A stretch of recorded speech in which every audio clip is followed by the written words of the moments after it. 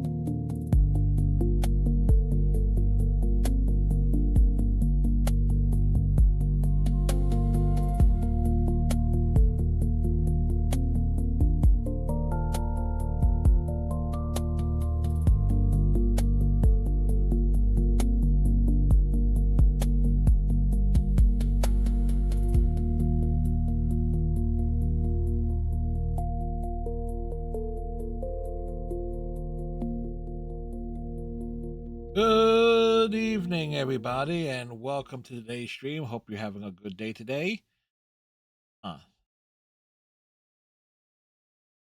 Yeah, that ended up being like a bad spot for that.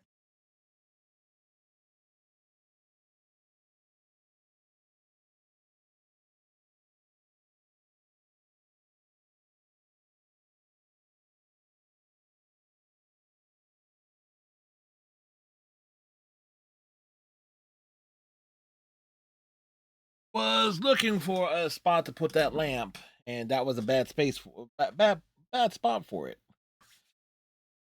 And I just realized I forgot to swap the search. So give me a second here. I just realized something. I grabbed like wait, I grabbed the wrong shirt. How does one grab the wrong shirt?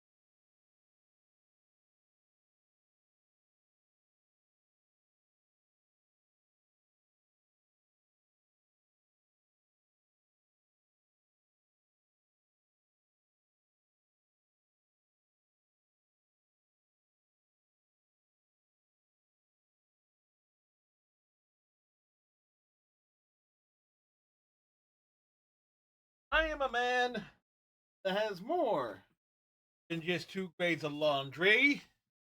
There are many subtle levels.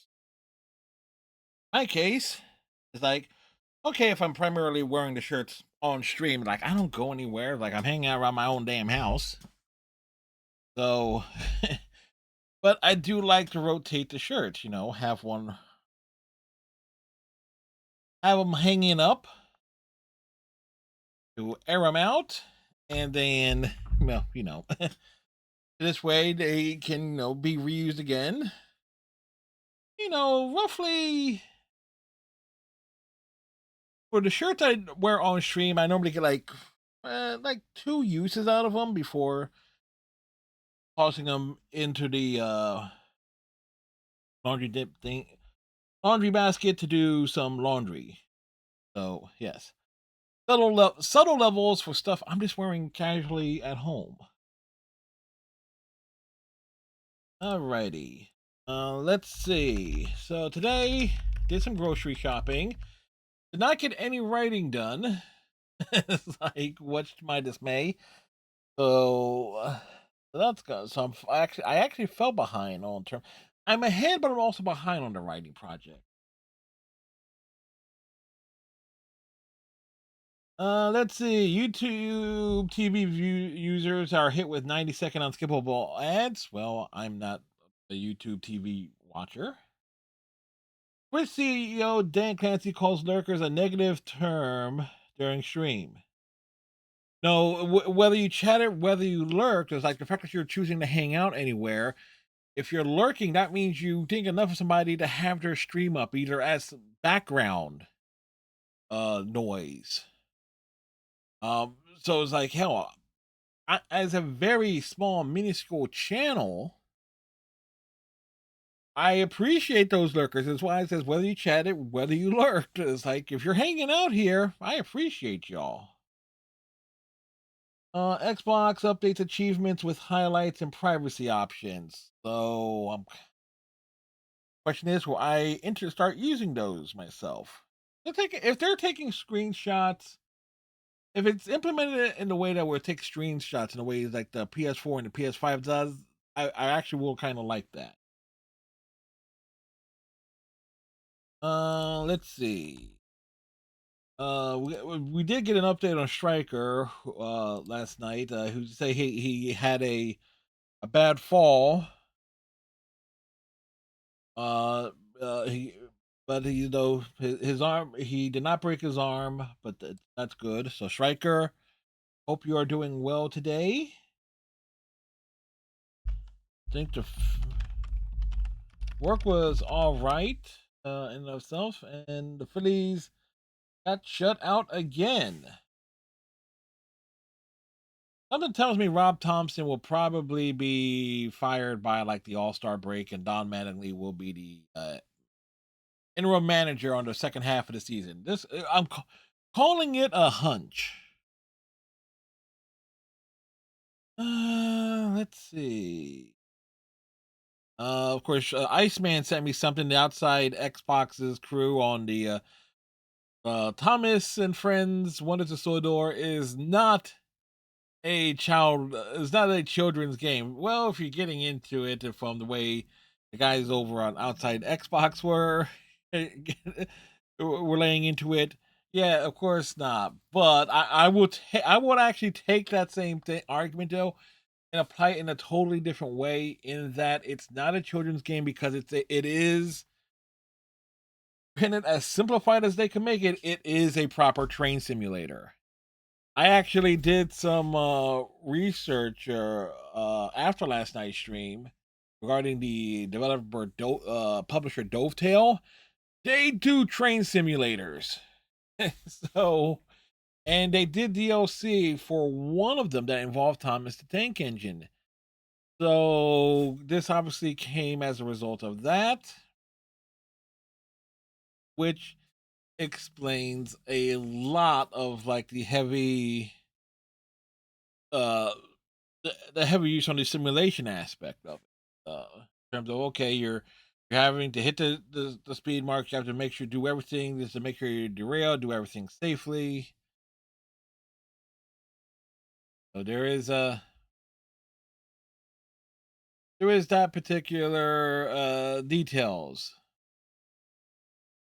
Still not sure what I'm doing for tomorrow night's stream yet, but I will figure it out. Chances are somebody will say pray before the day is done. Not that I mentioned it. uh, I say it in a way that is supposed to be silly.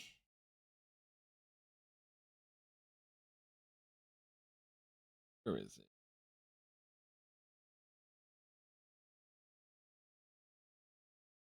Alrighty, so let's unmute the mic. I'll say a little prayer for you then. Thank you, Iceman. I was like, I had a feeling that would have been coming.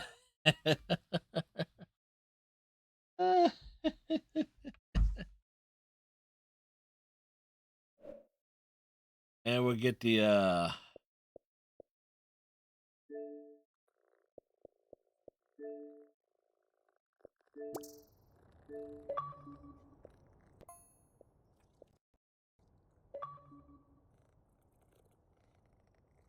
how's it going, Iceman? It goes yourself. Well, typical day. As They all end in Y. indeed. Indeed they do. Looks like this game finally has an add-on level. Yes, I just actually knocked out another of the add-on levels for the original game. Huh? In the Caldera Chronicles. Miniature Village. A village of miniatures? Yes.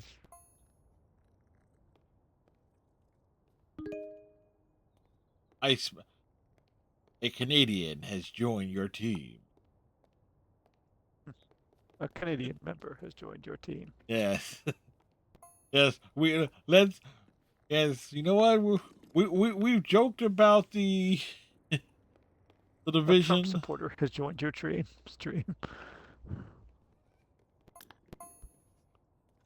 As in the clan.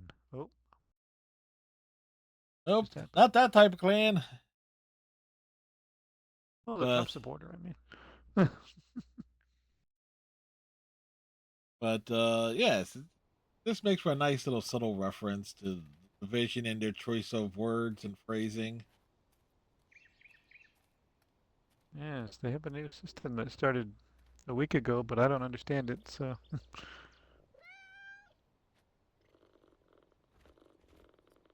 There we go. Had to address the cat.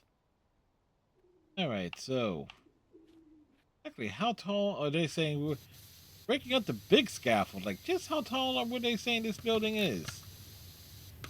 It's the angles. There's some very annoying angles in this building.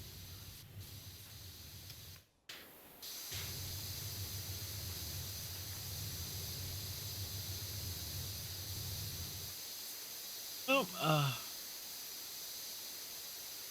Phillies have lost 2 of 3 to the Giants, so that's good. Well, that's well, kind of expected. We got swept by the Rockies. The Rockies have the cheapest in-stadium beer. You have to have the cheapest in-stadium beer. The only reason people would go is to get drunk. Hey, always a good time at Coors Field, apparently. I mean, that was I something. gotta live up to their name. That was something Striker did send me. It's like there is a question regarding the Blue Jays low placement on terms of how much they charge. Whether what that was prices was in U.S. dollars or Canadian dollars. Well, it's about $15 for a beer. Okay, that's one hell of a. If you want to get craft.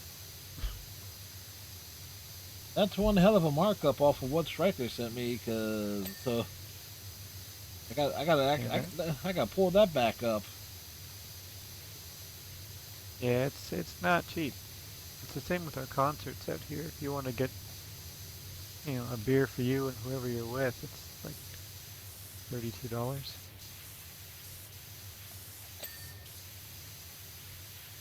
So I'm guessing they converted that down into U.S. So they have it as the Blue Jays. Like I'm guessing this is in U.S. dollars, of being $4.56. No, that makes no sense. Yes. $15 and 56 would be like $6.50 or something. If the beers are $6.50, I wouldn't give a shit. Yes, but you're talking like the fact that you are held prisoner at the Sky Dome, Rogers Centers, or whatever the hell you're calling it. So, the markup, in stadium markup. Yeah, that's wild. It's wild that they think it's that cheap. It's not. It hasn't been that cheap in forever.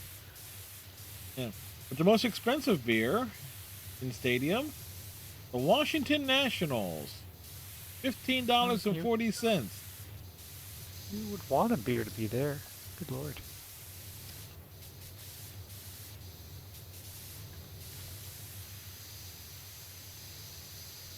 You can't watch the Nationals play sober. Holy shit. The Angels, $4.62.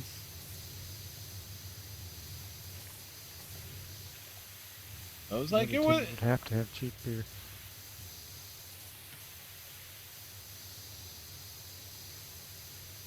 Okay, then let's look at the excuses of the Red Sox, White Sox, and Cubs. $10. What is $10.80? I kind of get it for the Red Sox. It's like a big deal to go there.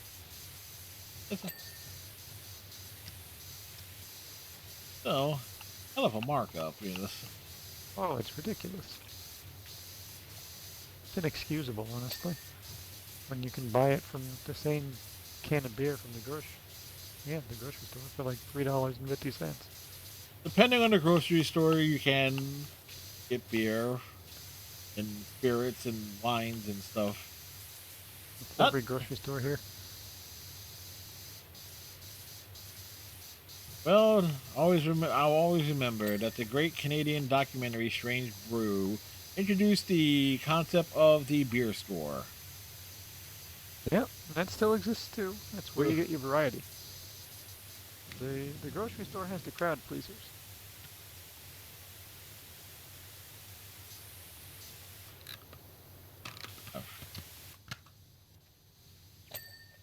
But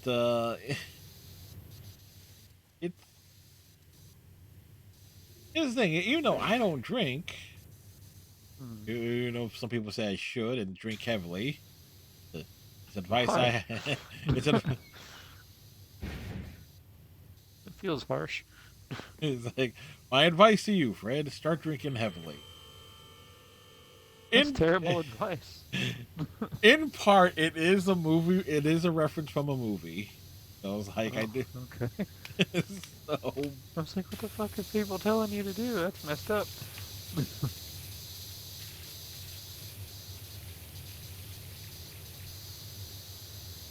so the movie was Animal House, and the scene is, for context, dude's car was borrowed and then thoroughly wrecked on a road trip. And it's like he's afraid that his brother will kill him. And my advice to you is, start drinking heavily. Keep in mind that the setting of this movie is like the 1960s, and the film was made in the 70s. Yeah, it fit.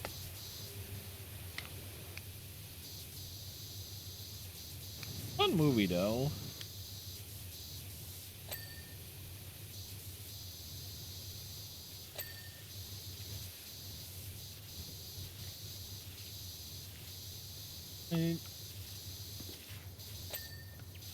But anyway, looking, there is a bit of irony in the games I have chosen to play this year. Take for example, Backyard Baseball '97. Turns out, a remake of it is being released this summer. Oh, nice. You can do it twice.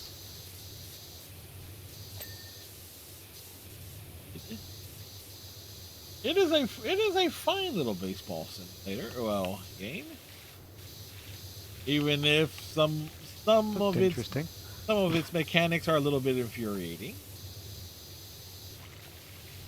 such as those things like how mad fans get when you see someone not running out a ground ball or a pop up or something. It is.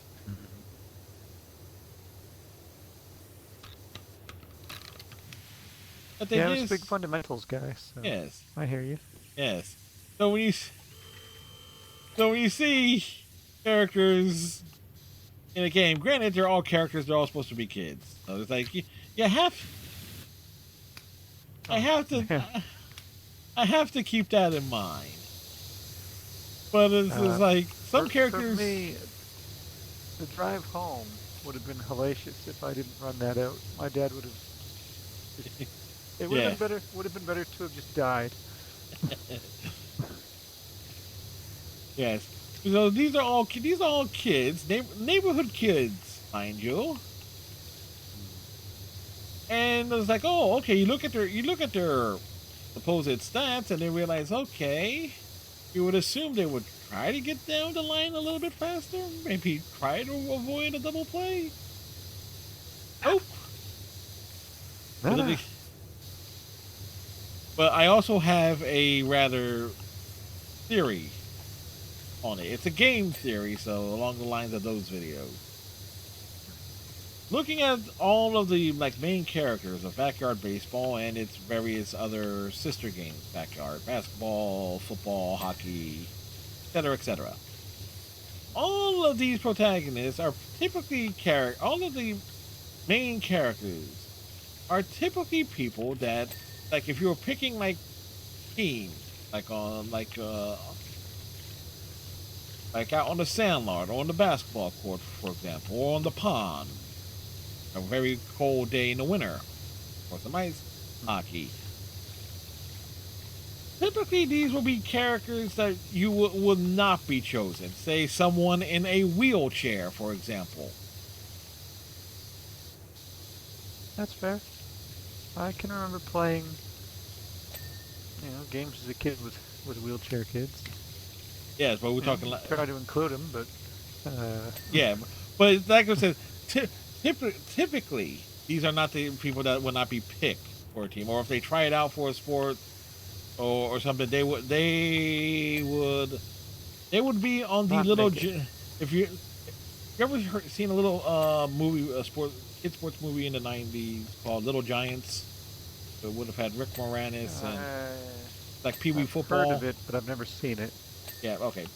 Base premise is you got one team full of misfits versus the team versus okay, these are the kids with the real potential.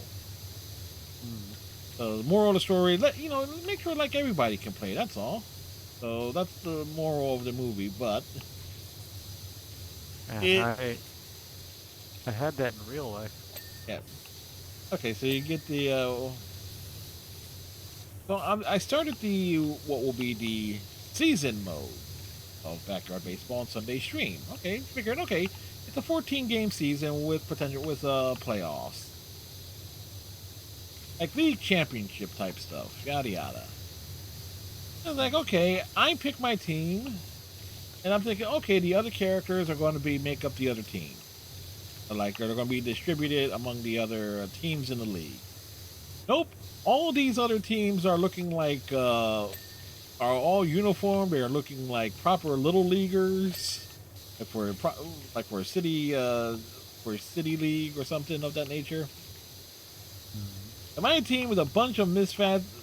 So the only thing they have in common in terms of their quote unquote uniforms is the caps they wear.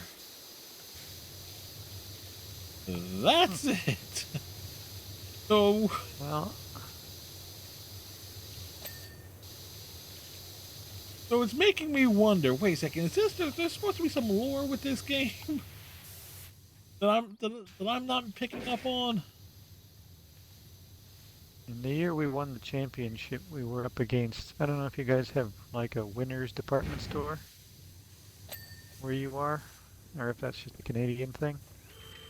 But whoever was running winners, I guess, was in good with the league because he would always poach all the good players.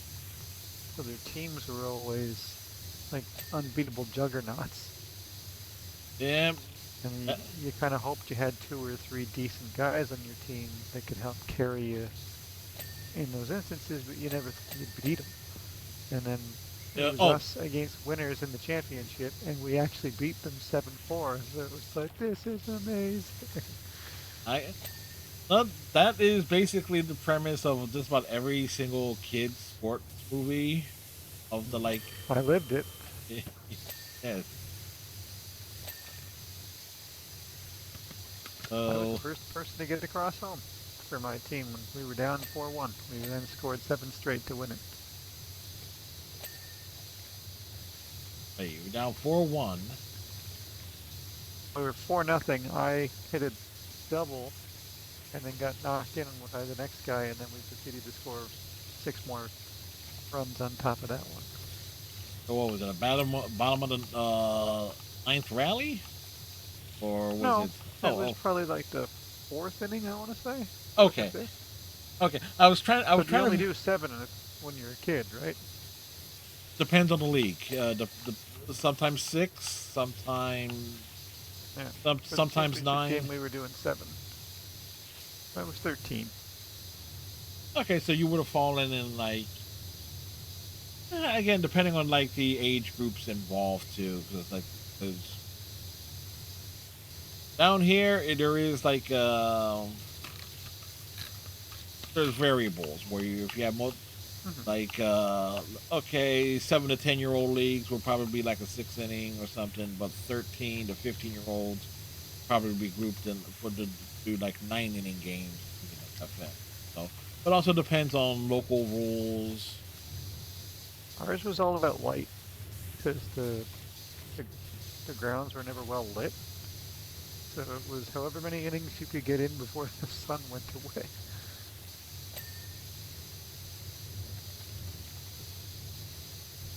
But the championship game was at like 2 in the afternoon, so we had no issues there. And as a reminder to anybody watching the VOD or looking in the chat, yes, conversations on Wednesdays can be random as all hell. That's proven. We're not here for a good time, we're here for a long time. As the man said, it's fun time. I know you say trains aren't your thing, but I did have a fair amount of fun with that. Hate trains. With that Thomas the Tank Engine game. Although I had not as much fun as Mike and Andy did on Outside Xbox, apparently. I haven't watched it yet, but I saw it and immediately thought of you. Yeah, they take things. They certainly there's some British humor there. You gotta watch their videos where they put mods in games like Red Dead Redemption Fast Horses. Yeah. So all the horses move at like 100 miles an hour. So you can't cross the street without potentially dying, but then they're all going so fast that when they do hit something, they like start to become flaming carriages that explode into the side of buildings, and it's like, what the fuck? I did watch a little bit since they segmented out the part of their Resident Evil Requiem where they go into the RPD station. I think their reaction to Mr. X was probably justified. It's like, oh no, not you again. Oh no, not you. We killed you.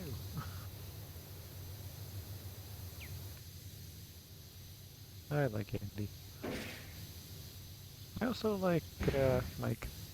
He's very funny in the D&D. They are a rather silly bunch. Finally gave up and unsubscribed from Luke's solo channel. It's like, okay, dude. I'm patiently waiting for him to play something that isn't a Souls game. Or Souls-like. I've given up on that. Like, I love dude, Luke, but like, dude, it's been a year. I know. Move on to some other category.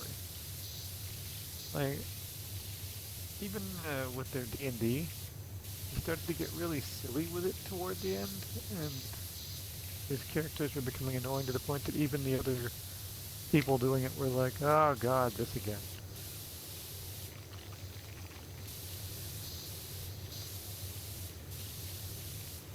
And that's kind of why I was like, oh, I've never done anything Dungeons and Dragons related.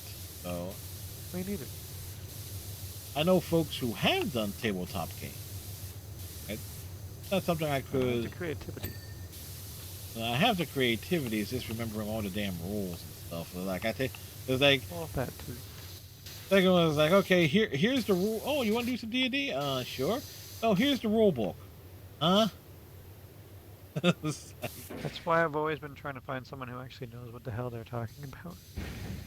But apparently my neighbor's granddaughter, who I was one of the first people to hold her when she was born, is super duper into it. She's a 27, 28 now. And she has a whole bunch of groups that she's in for it. And it's like, one day I gotta grab Stacy and just get her to educate me. Yeah, because there are different gimmicks and stuff like when you hear folks who do it, it's like the character creator stuff and lore building and stuff like that. That I can do. Same, I have a character. I made one on D&D or Beyond or whatever it's called. Like I understand that, and also trying to make sure it fits within the world or whatever. Just remembering, okay, what's the stuff on the rolling and other dice? Because it's like when I get around to playing Baldur's Gate 3, or I guess even the older ones, I'm assuming have this gimmick. They have something involving dice rolls. The third one does. I don't know if the other ones do. I bought the version that allows you to have the dice up there all the time in a different way, so it kind of had more of an authentic feel. But I thought that just sounded neat. That was nice. Suck at that game. Yeah, it's like putting things up to a random chance, more so than usual. It's like, okay. Constant save vigilance. I don't give a shit that it's cheating. Constant save vigilance. Hell, Bizza learned that the hard way, and I roasted him for it too. Was his Mass Effect 3 playthrough? He was taking the approach, okay, I'm doing all the missions, not going back to the Citadel, between major missions and whatnot. Especially when there's like the ones where there are no like, this must be done within a certain amount of time parameters. And he missed out on a whole bunch of stuff and did not have enough Paragon points or Renegade points for that matter, because he went straight Paragon, mostly Paragon. And good choice. I go Renegade, also a good choice. I know.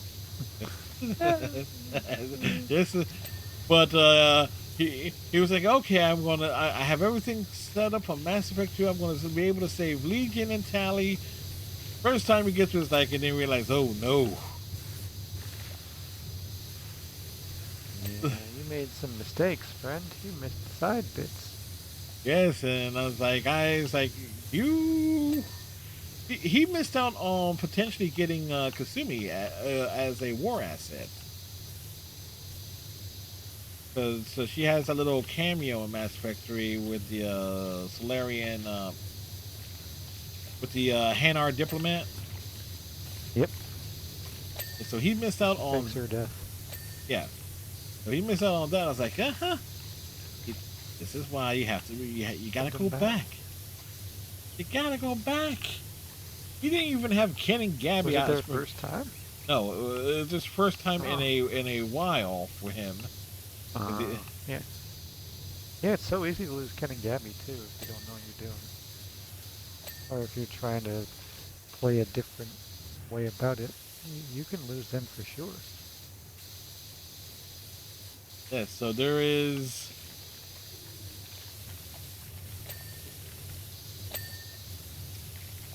Like one of these days, I swear I'm going to do like a pure bastard run of the trilogy. You don't normally? Oh, let me clarify that because I know because that could be because that could be classified as a renegade one. I mean the shepherd that will like dilly dally in let's say Mass Effect 2 after doing Legion's loyalty mission and it's like go off and do Tally's after the fact, or after getting Legion, do Tally's loyalty mission or some combination thereof. Like, because it's in the game where you can take Legion to the Quarian flotilla, but there's a consequence. Like, yep. Like if you're doing too much stuff between. Yeah, I always do Morden's,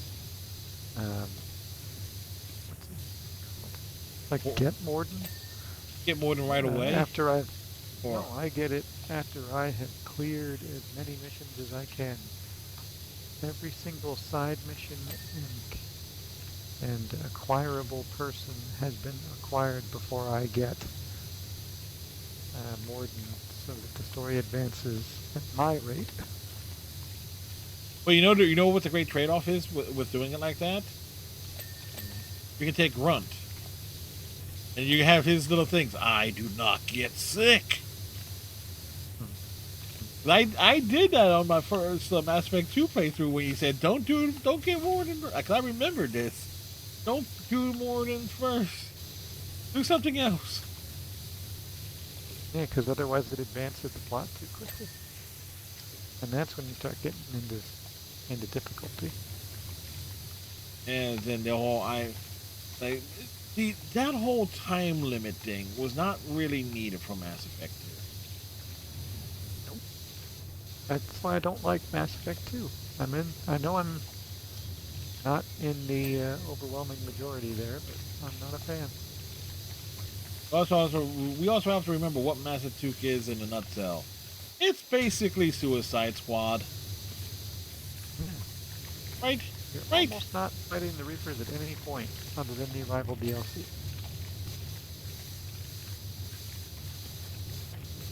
It's basically a rival. It's basically was to bring down the sky. Like it's relevant. Yeah. You fight the Reapers, air quotes, but through a enemy that you never see again, that you've never heard of before, and they make one appearance in a DLC that people generally don't like. DLC we're referring to because the collectors are actually The Arrival one is what I'm speaking of. Oh, I like Arrival, but a lot of people don't like it. yeah, because it's basically a solo mission. You know, that's fine. Yeah. Test your skills at the end of the game. Except for that damn achievement where you have to like hunker down and survive waves. Oh, and I did that.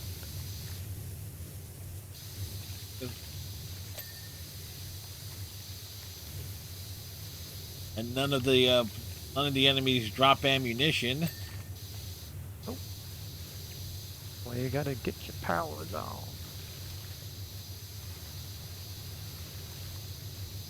I don't think I ever took Grunt anywhere other than his loyalty mission.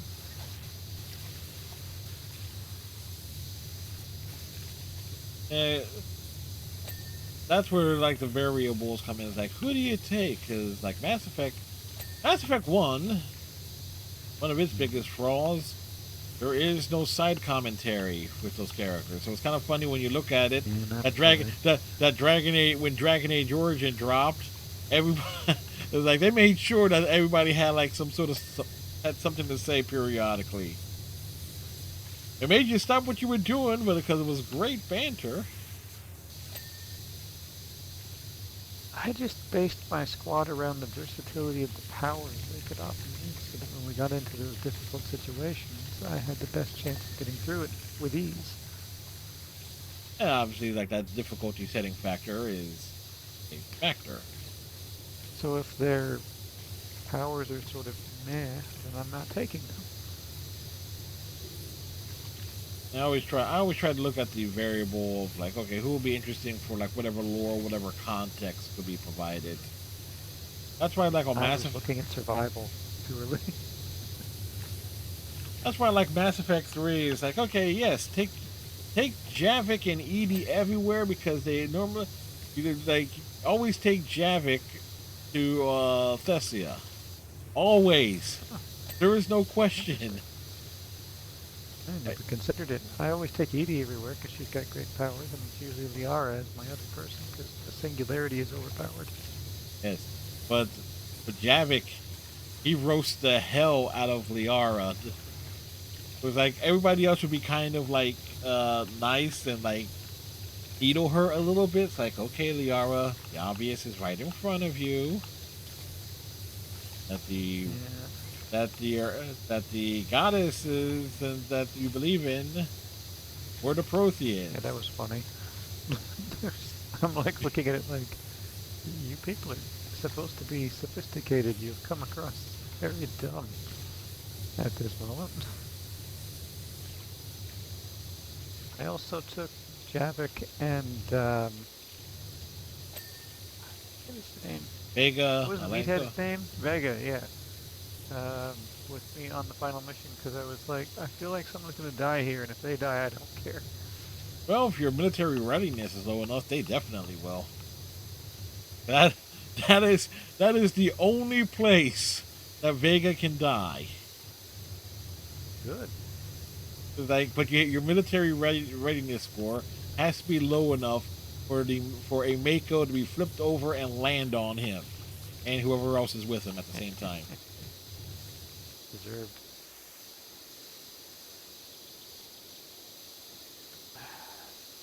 Don't worry, I'm working on the roof and some of the angles and stuff as best I can up here.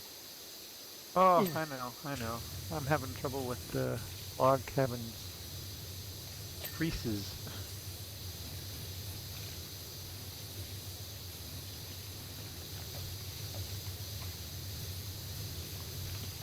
But with that said, Fizzer, and I'm referring to Hero Fizzer, should be where he just came back from vacation, so I'm trying to remember where he left off.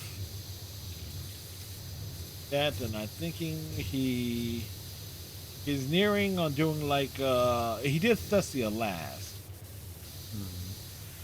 and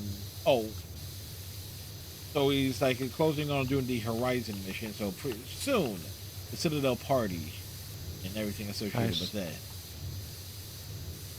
But It's a good bit of fun. Yeah. But he did take this like master save vigilance thing, and it took every bit of remaining content for him to do it to save Legion and Tally. What was involved? Because he was putting it off. He had to do. He did not want to do certain things at certain times, not realizing that it could have saved them a whole lot of having to replay certain stuff. So he had to do all of the stuff for the Leviathan DLC, all of the stuff for the Omega DLC, hitting every Paragon point along the way. Unreliable autosave in 1 is the reason I say that.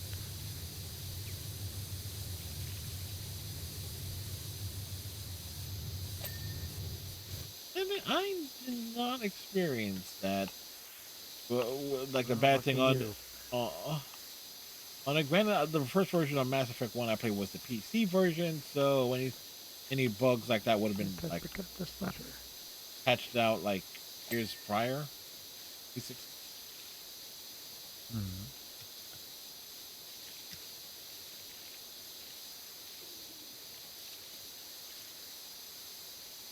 But the Alright.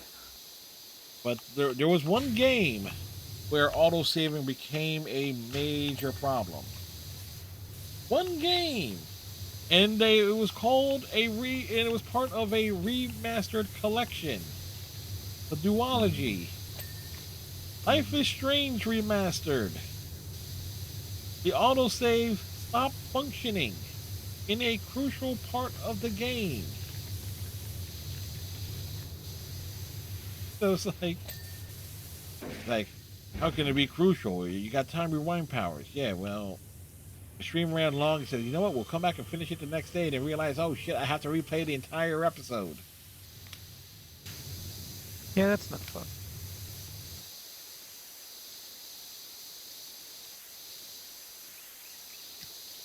The only caveat is like I got the remaster collection as a pre-order bonus for Life is Strange True Colors, which came out several months prior. But that remaster was supposed to launch with the what was again the newest game in that franchise. Yeah, there were issues. Some of us were not happy. Like, wait a second, this was supposed to be at launch. What happened? They failed. Their souls are yours. Speaking of which, rest in peace to the original "Your Soul Is Mine" actor.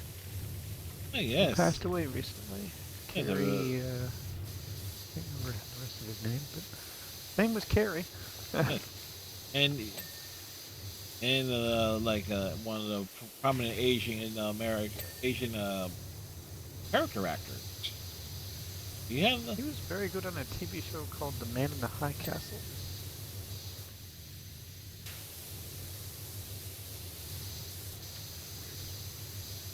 I think the funny thing is though, he ends up like among the final things he ends up doing is like, you know what? It's like we'll bring him back to do the reprise Shang Tsung and actually, have skins of him in some of the more recent Mortal Kombat games, which was I thought it was like a neat little touch there. It's like, That's nice. He lives on in some way. and they did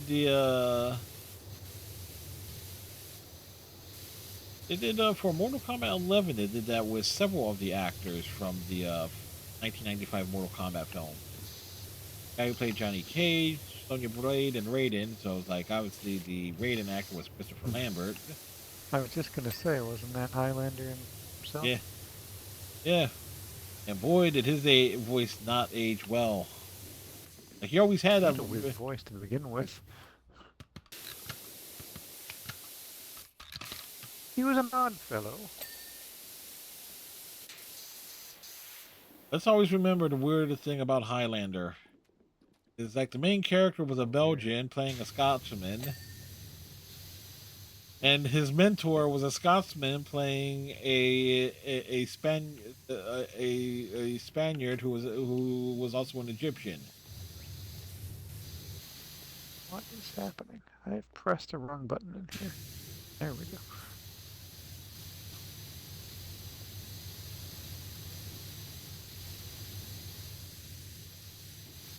Trying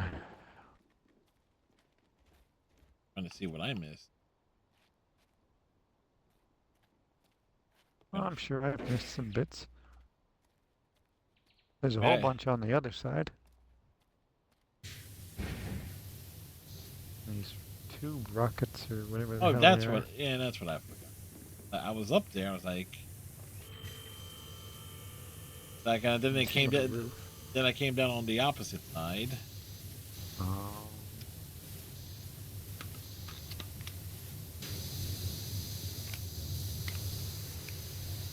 yes, if you're ever looking for an interesting take on what would have happened if the Japanese and Germans had gotten the bombs first and bombed the U.S. with and Canada with nukes, and then divided up the states. Man in the High Castle is an interesting look into it. Wonderful what-ifery. Although in some ways does remind me of one of the more sillier films I've ever watched. It's like I keep mentioning it.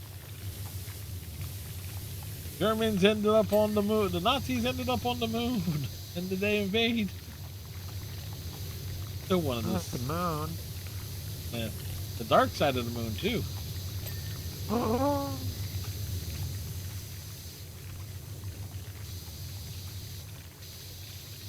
All right, deck beam number 7, door handle. Door handle. Really? I missed the door handle of all things?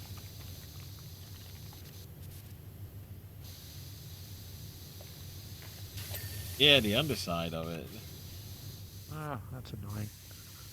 It's like.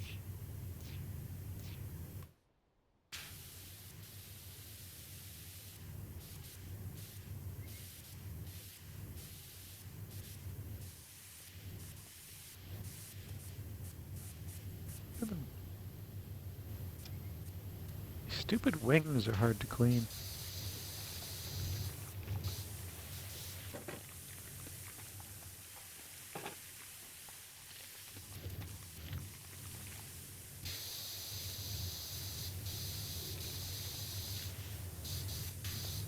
On in the interior there. Greetings from the interior.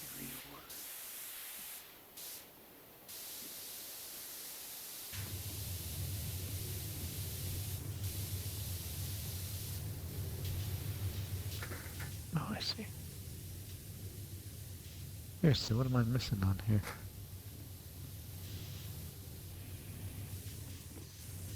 All right, I can't climb this a traditional way. No. Pretty aggravating.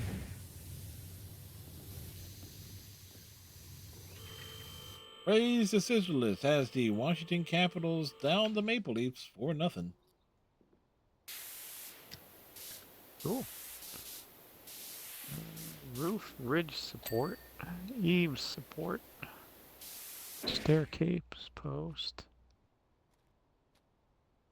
bastard wings, roof, ridge. Ah, fuck! I fell off.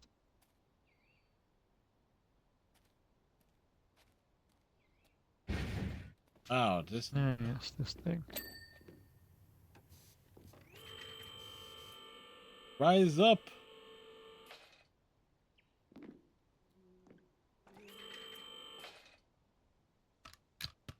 Damn, this roof ridge.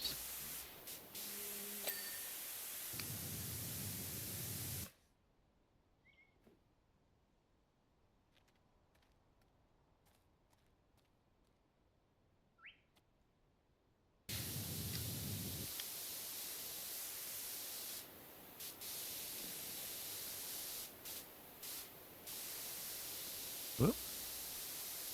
Oh shit! I see it. There we go. All right, stairways post.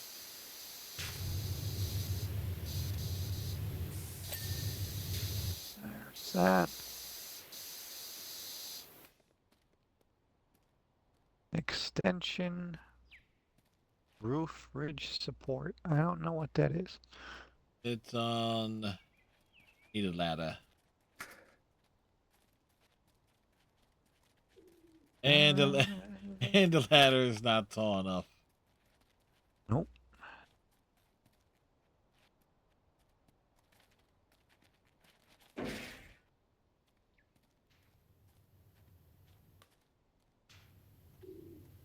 Could have brought like the big scaffold over, but that seemed just excessive. Oh yeah. Like I say, I can't even figure out where it is. It's playing Crime Scene Cleaner all over again.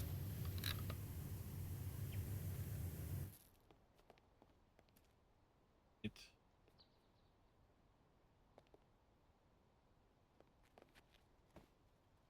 Port.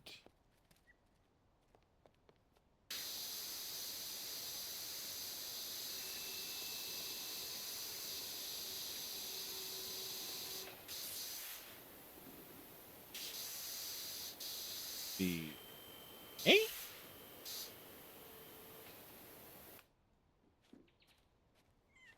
Oh, I see it. Oh. There we go. See, I can see why you weren't spotting it, because it was making it look like it was further in. It was further in. It was on the tip.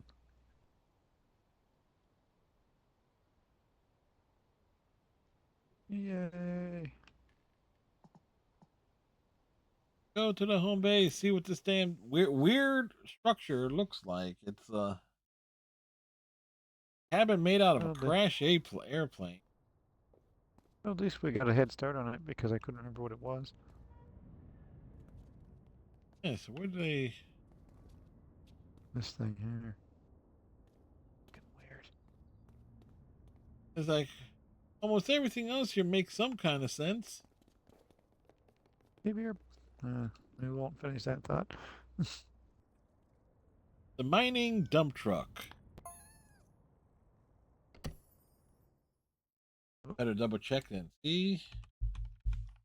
Mining dump truck is a little easier. Shouldn't be too bad for us. I remember it not being too bad when I was doing it. Just a lot of little spots.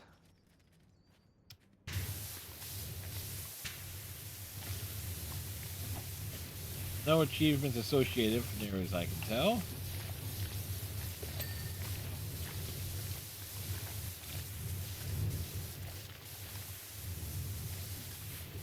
Those are some big ass wheels.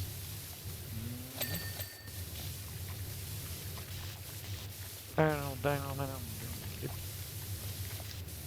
So this Biggest is problem was some of the crevices down the side. well, that's often a problem for most people. Some getting into the crevices. But...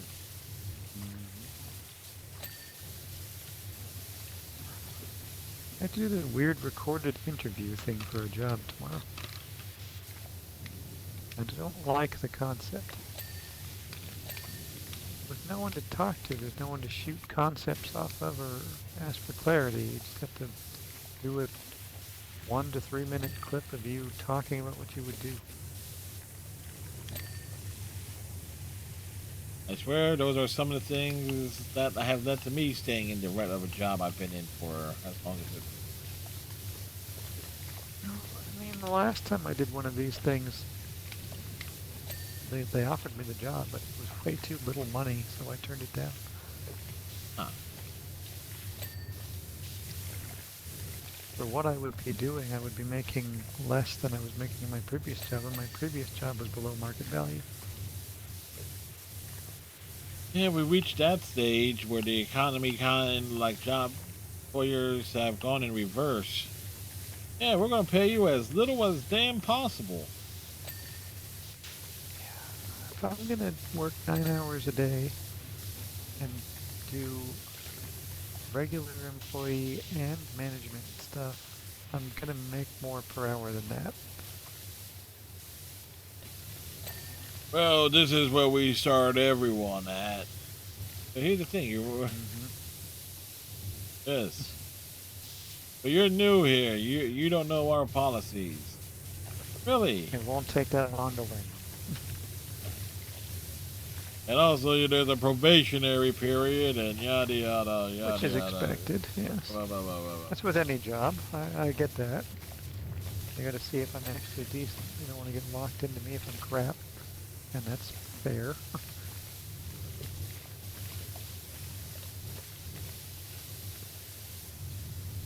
This this would be ideal. It's like 6 minutes from my house, and it pays about 20 grand more than my last job. Rats. I... But if you get it. Yeah, if I get it, yes. I'm a long way from congrats. Oh, hopefully. Phase 1. Hopefully it goes well. I hope so. I'm gonna get on my computer tomorrow afternoon and complete this survey thing that they want done, and hopefully they send me a message that isn't we've decided to go elsewhere with this position. Oh, I've had people I used to work with say that if you can get in, it's a good place to get in. Yeah, but I've, as I said, like once a year I try getting in at certain places. I've been trying for a long time. Like okay, I'm another year older, another year wiser, more experience. What more do you want? Well, you're not college educated. Well, fuck you. You don't have the experience that no college course can teach. Yes. Oh, like, what do you know about marketing? Well, I know about self-promoting, trying to promote myself. So I've learned that on the fly, seeing what does and what does not work. If I change my self-marketing philosophy, no, but I know what does and does not work.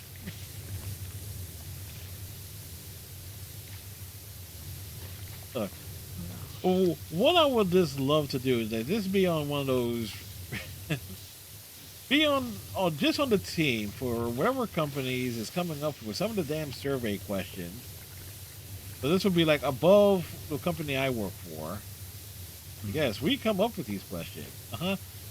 And this would be the one that says, okay, read the question out loud. Doesn't make sense when you ask said question out loud. If it does not make sense, it is not a good question for people to be reading in a survey. Check.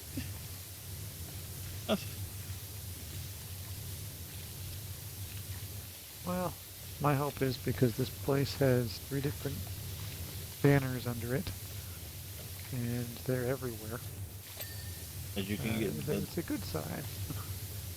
Oh, hopefully. What I would like is to parlay this into running one of their home stores rather than their everything stores.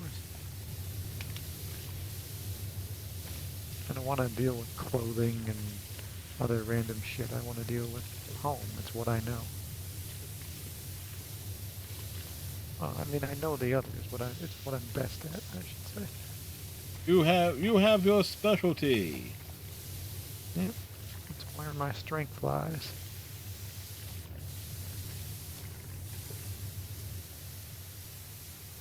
But it says like one of the interesting things regarding my mom is like she had some like she could have done like, well, she had the training and the expertise for some things. Like she took like the registered, like not quite a registered nurse course, but the for the medical secretary courses. Didn't do anything with that. That would have been a decent job, I'd imagine. Took the then she also took courses, and she was at the top of her class for that too. Like it was a big deal when they did the graduation and everything. Like she was shocked. Then there was like she did training courses for like carpentry, HVAC, stuff like that. HVAC.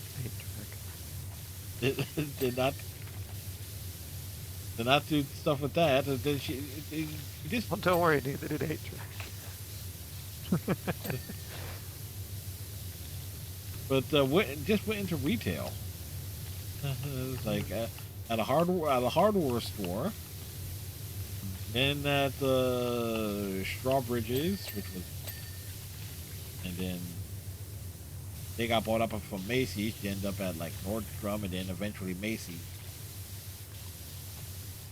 It's kind of like a And Nordstrom was very briefly here. a bit too Like Target. a bit too upscale for like. Why have a separate store when you can get all the same shit at Macy's? Same local warehouse. Like, why? Well, we had Saks off Fifth, and I never understood, like, most of the Saks off Fifth stuff was discontinued HBC stuff, so why are we making this thing that's supposed to be more upscale when it's selling the same things we sell? You can potentially sell it for more. Like, make it seem chic. Really. Or you can pay more rent and run out of money.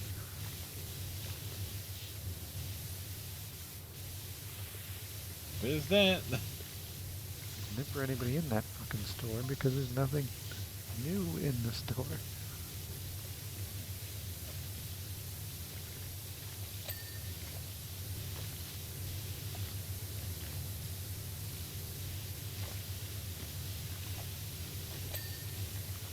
Up and down.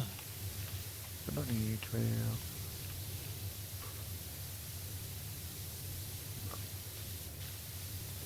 Oh, well, at the moment, I am looking for kind of like a short-ish game, or I might just go back to Mortal Kombat for like like a Friday and Saturday stream. Because with Haiti 2's coming out next week, it's like, okay, I definitely want to play that because I've been waiting for that game to get like the Xbox or PlayStation release for like a year after it came out on Switch. The Switch 2 and PCs, like, come on. Like, I know the game is getting a console release. And I think if I know any short games that I could recommend. I mean, I'm sure I got stuff that can be, I don't know, shortish. Cause like, obviously I can fill in stuff. Like, yeah, okay, a night of, maybe tomorrow night do a night of Overwatch for like 3-ish hours. And Saturday, something or other, maybe try and get the old rank up in Sonic Racing Cross World or something or rather.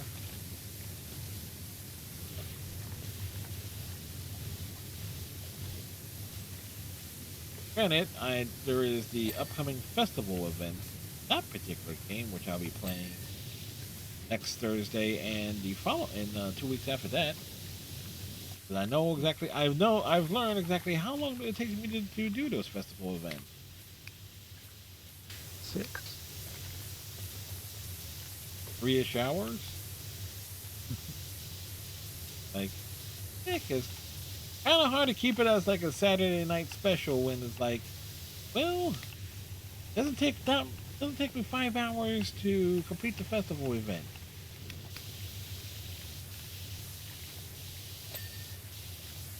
We don't seem to get the length we used to. Which one? Anything.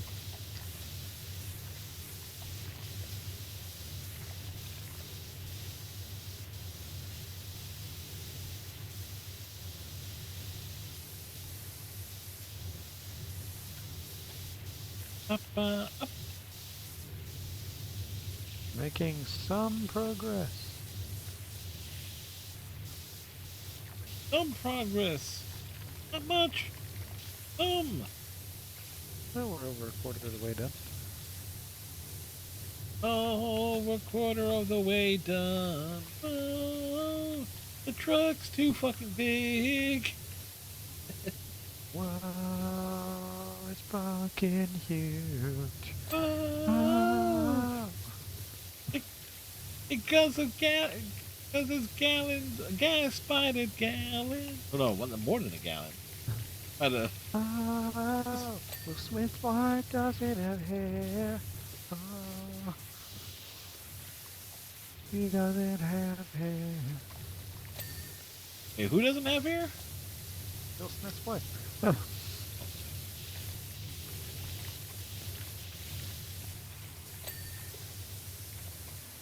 Oh, wait. What's that banging? Is that from your end? Why am I hearing somebody from coming through the microphone saying that keep my wife's name out of the goddamn? Ridiculous behavior. The fact that he was allowed to remain, enjoy the rest of his evening. Is a failure of so many people. I think that they were trying to get Chris Rock to sign an NDA after. And he was like, why? This is like my next comedy tape. Uh-huh. I'm going to make millions off this. I am not going... Yes, we will talk about it. Get the material written perfectly.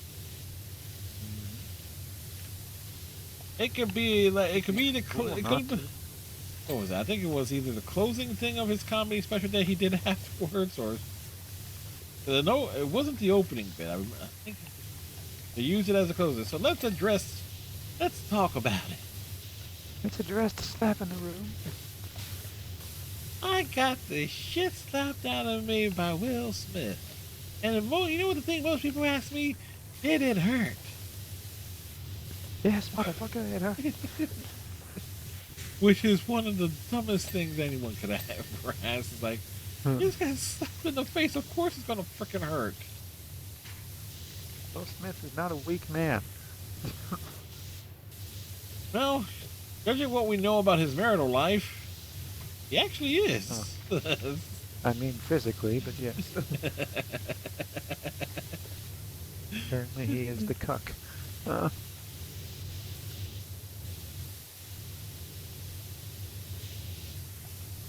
That's just terrible behavior. Somebody's truly think they can do whatever the hell they want. Yeah, like what type of person would think that just because they have some level of fame and fortune, they can just do whatever the hell they want?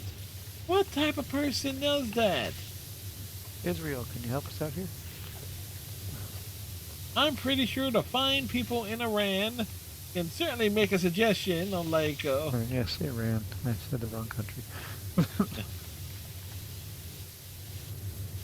Technically, you will be right regarding Benjamin Netanyahu. Because he certainly lives up to the back end of his name. He's a Yahoo! Yeah, tires down.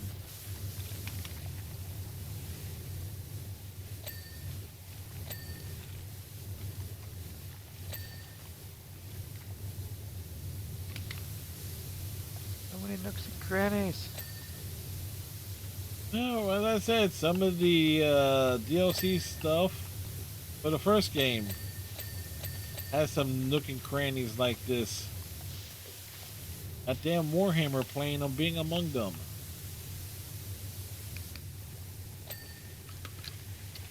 Definitely don't offend Henry Cavill. Look, let him power wash. Let's see him power wash the damn thing. MC is like, oh yes, once he gets up the fact that it's, oh yes, it's also, oh, it's lore accurate, everything is where it should be. 4 hours later, how much more? I agree to PowerWash, one of my favorite things. I was like, how much more of this fucking plane is there? That would be generally his reaction.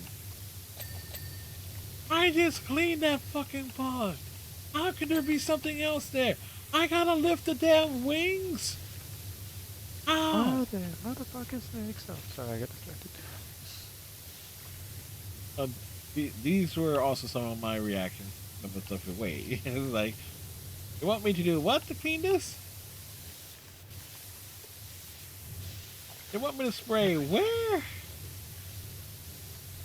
Well, it's like a bidet. Gotta get up all up in there. Mm-hmm. I finished season 2 of my DS9 rewatched. Oh. And it's the episode where the Jem'Hadar are formally introduced. We see our first nice. Vorta, Eris, was one and done. The only Vorta that was able to have some sort of telekinetic power. But Not that quickly. Yeah, that was an element that dropped quickly from the character from that particular species. Mm-hmm. But there is a couple of there is something about that episode that if put into like context as to why Nog wants to join Starfleet. Beyond just like he doesn't want to end up like Rom. There is a scene Rom's cool. Fuck you, Nog. Well, it's like before they made Rom cool, like where he's still like. I always liked Rom. Whereas like up until like Rom does a strike thing and Quarkson becomes a sanitation engineer. He is basically waiting for this somehow inherit Quark's bar. So that's character was great. Yeah, he's tried to murder Quark at least twice. Oh wait, three times in one episode. That being Denegas. It was inconceivable. Hey, you don't know the meaning of that word. No, but the thing, if you watch the Denegas was funny too. If you watch the episode of Jem'Hadar, there is a scene where Jake and Nog are like they're on the runabout, and Jake, who's been like, doing some apprenticeship work with O'Brien, is like he's learned how to dismantle, like take apart like the control panel of the runabouts. It's like, and he's to disable like the autopilot so they can try, get to the wormhole and tell people that Quark and Cisco has been captured, etc., etc. And so Nog is basically watching Jake do this entire time. And it's like, when you look at it when you provide that extra context, and when it's like, okay, Nog realized, one of the things Nog says to Cisco later on is like, his father is a mechanical genius. And he's also just watched Jake dismantle a runabout after learning from Chief O'Brien.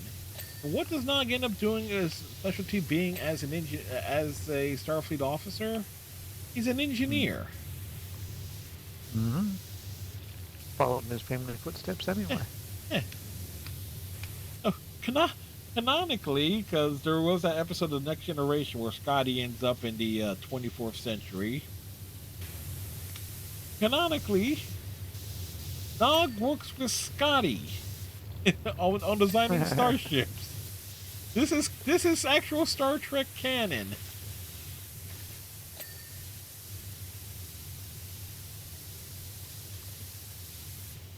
Yeah, it was a silly show.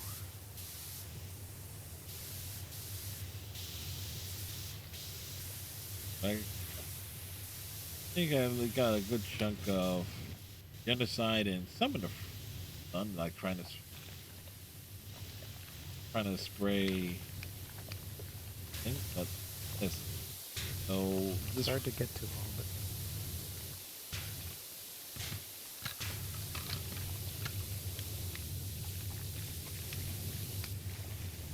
We'll be starting season 3 of DS9 this week. And the introduction of the USS Ben Sisko's motherfucking Pimp Pan, the Defiant.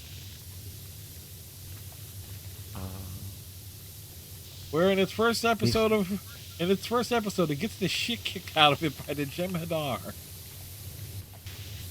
And there shall be no further even thoughts of a goatee for Cisco. Nope, it was still a ways away from that. Like he gets the goatee with the hair like mid-season. Then he shaves the head like at the end of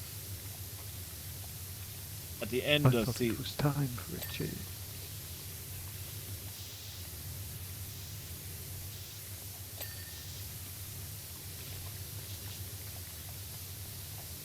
Like when Cisco arrives, like how iconic is the bald look for Cisco?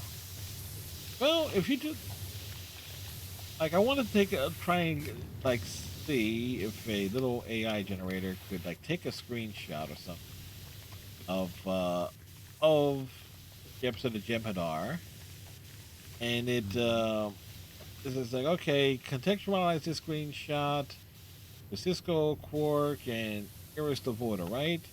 Cisco has hair in this screenshot. They still made him bald. It's just like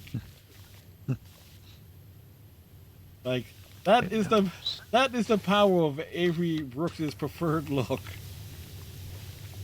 Well, we just got used to it, right? And he looked good, bald. It's not like he looked bad. No, no, no, it was just like it was his first look for like prior to getting Star Trek. It's like his most prominent role television at the point was as Hawk on Spencer for Hire and his own spin-off series, A Man Called Hawk. That was the look he had. Goatee, bald head.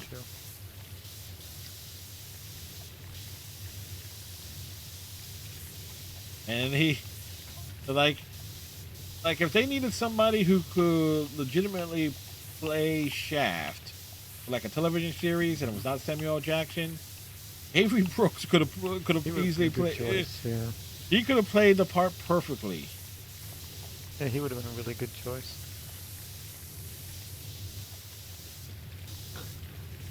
I remember seeing that movie in theaters with friends. And being so damn disappointed. Well, I didn't know anything about Shaft. So I thought it was fun at the time. Yeah. I remember the theater that I had it in because they promoted it as just being Shaft on on the TV commercials and everything. Then you go to the theaters and it's like, look on the, hey, we want to see Shaft 2000. What? Huh. Yes, that's what it's officially called. That's weird.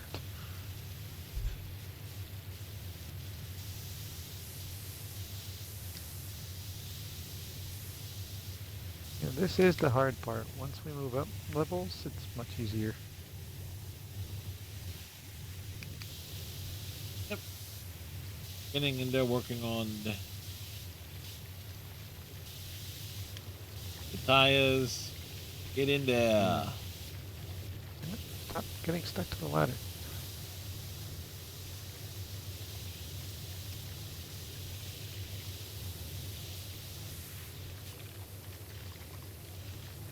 It's like, who did this to their construction equipment? What happened to it? What have you done?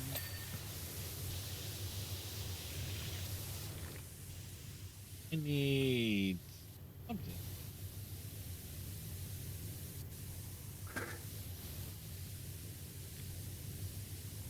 Oh, really? You just don't want to let me step up onto the tires. Okay, game, I see what you're doing.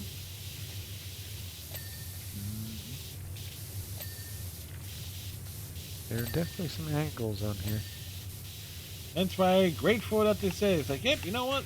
You're the close enough factor.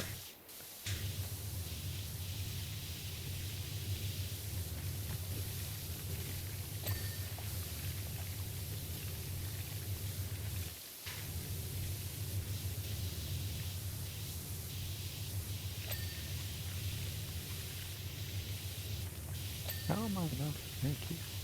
Let's say, how am I not hitting these things?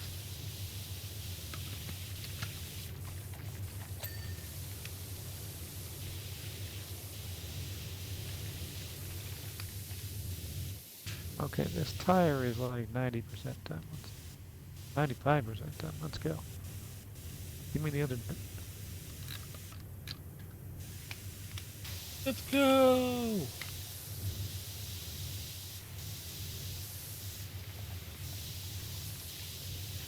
Mine's proving to be so much harder than the previous one to finish.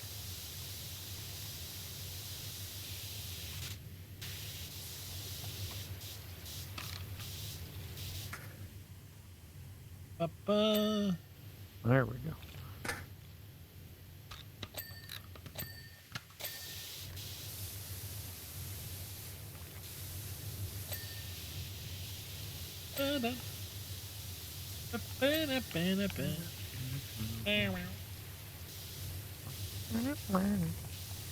That is a show you would very much enjoy. Oh, Community. oh, I was about to say, I've seen Sanford and Son. Yes, that gets brought up. Well, the Yeah, I've actually gone down the well of looking at Big Bang Theory clips, and it's like, okay, I finally understand why my mom liked that show. it's got its moments. Yeah, unfortunately, I'm seeing like a lot of myself in the character of Sheldon. I was like, ah, shit, no wonder. It's like, It was probably catharsis. yeah, it's like, oh, oh shit, no wonder my mom liked this. The main character. Oh, well, one of the main characters. I'm definitely Leonard.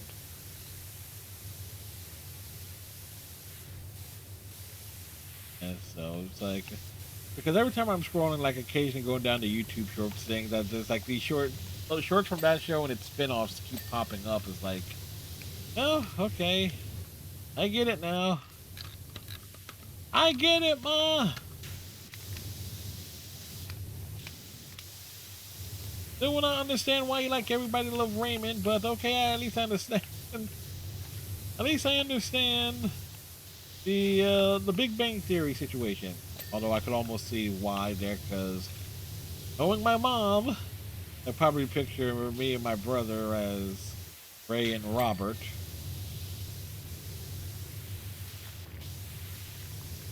Little sibling rivalry. Yeah, these like folks who are two different, very very different personalities, but similar at the same time. Like, oh yeah, It's hard to get in there.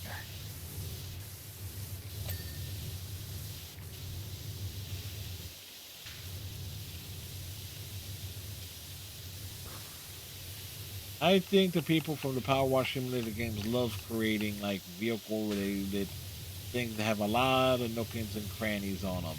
More so than they do buildings and rooms and such. Yeah, there weren't many houses in this one, that's for sure. Or at least normal ones. Oh, they go using the ladder. well, yeah, to get on top of the tires. Ah, just been spraying it. It goes eventually. Yes. I eventually found a solution that kind of worked.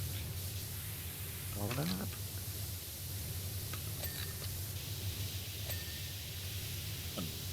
And that tire got finished. Yeah. It beeped for you a minute or so ago.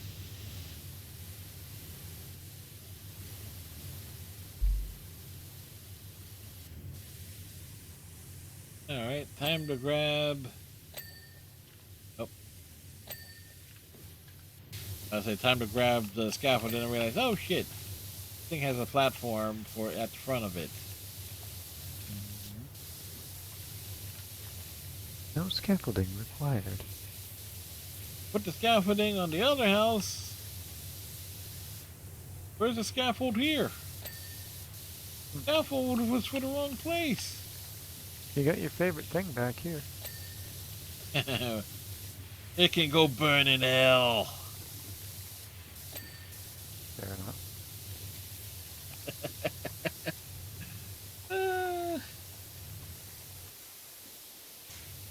It does know Fred Kazan is not a fan of the one way of cleaning.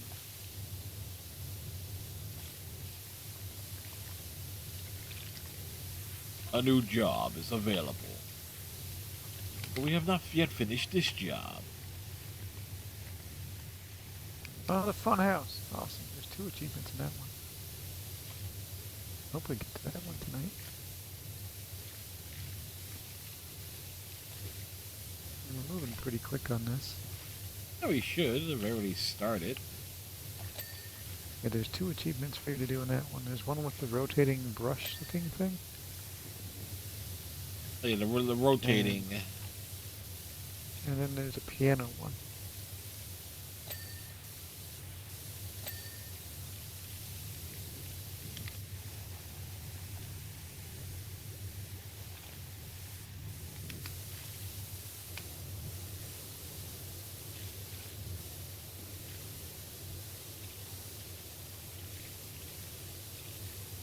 But it's a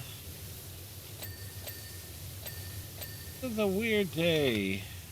I just love the fact my job has me on like assignments.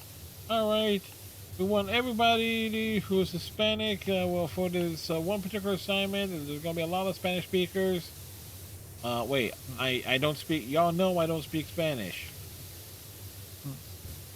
What do you mean? Yeah, every single time. I won't say because I know what your last name is. Yeah. Every time. And even if I did speak Spanish, let's just all remember that there are variables. There's laws against this. Yeah. No, I was going to say there's like there is a distinction between Spanish dialects. Me being, you know, Puerto Rican, and I know I have this tendency because of the time I speak where I can rapidly speed up and sound like I'm on a time limit, say what I need to say. So yes, that is stereotypically true.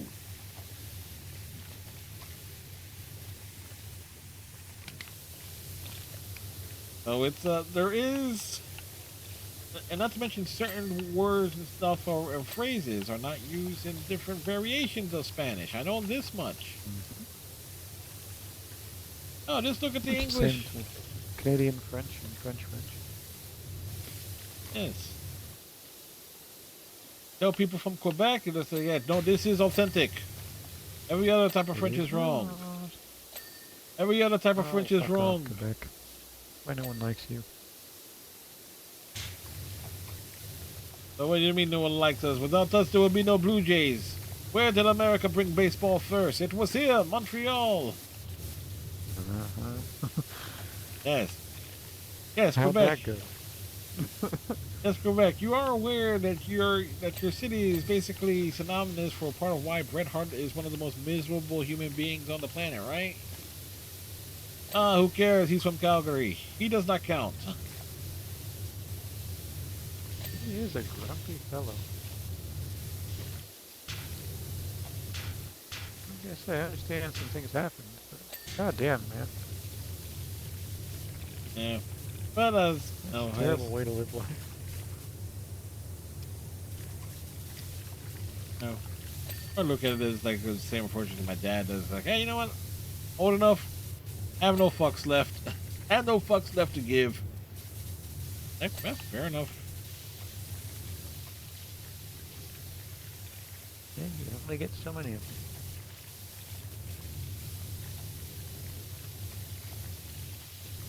There's some over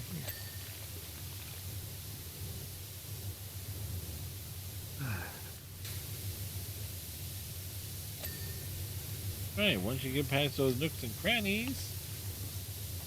Still doing them at the bottom. Yeah, granted, I'm making subtle headway. Wow. How the hell did I fall off?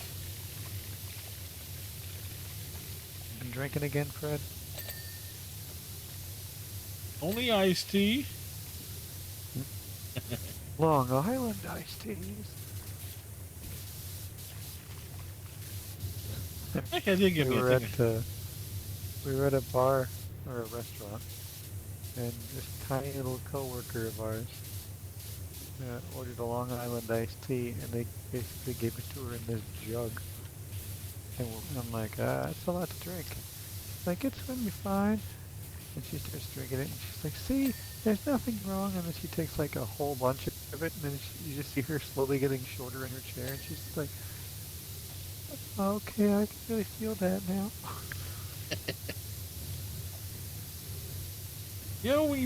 when you sat down, you were like 5'4". Now you're like 4'8". What happened? Honesty. Oh shit, I'm getting drunk. Realization in front of coworkers.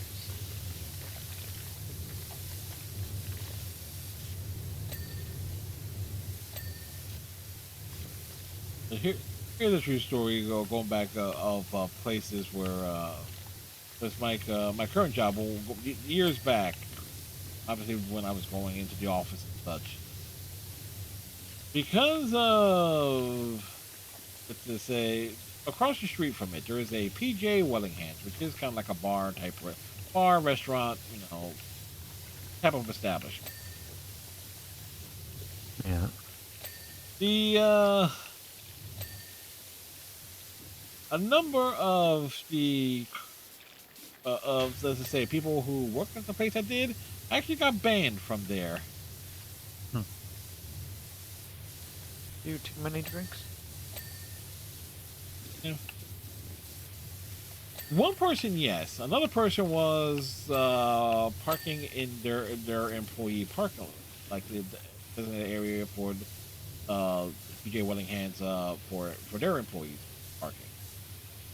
Because there was kind of like a mutual agreement between the two, between where I work and them. It's like, okay, if there's like an excessive overload of people, like, okay, they can make use of the parking lot if needed, if like, as long as it doesn't interfere with their business.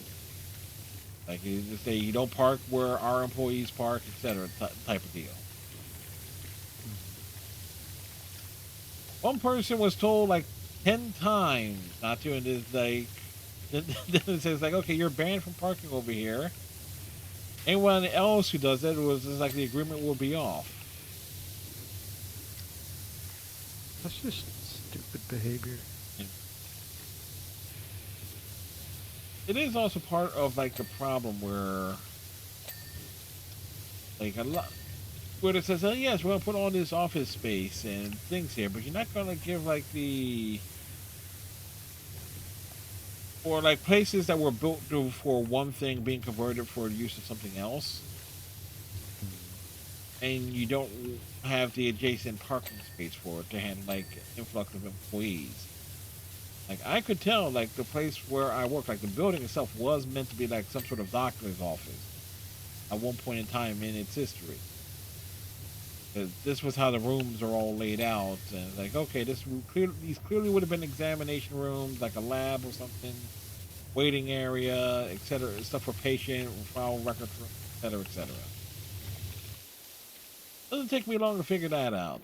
They realize, oh, yes, we're going to turn it into a call center, where you're going to be cramming in as many people as you can until they eventually discover the COVID work, like the discovery of, oh, we can have people call from home and also have people in the office.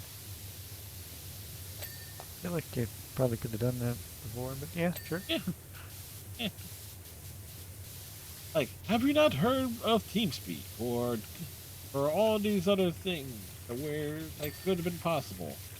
Well, we do like prefer to have people on site. Yes, but, matter of To what end? convenience. To rent a large building?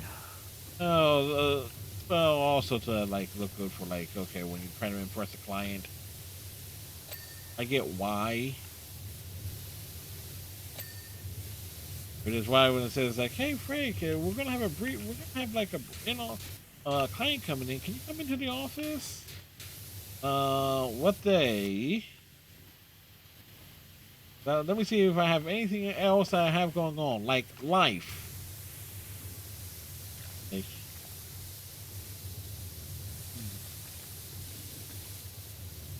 My sister's having to adapt to being back in office for the first time in like 8 years. She's very grumpy about it. Kind of funny. Boo-hoo, you gotta make your own fucking lunch again. Oh no.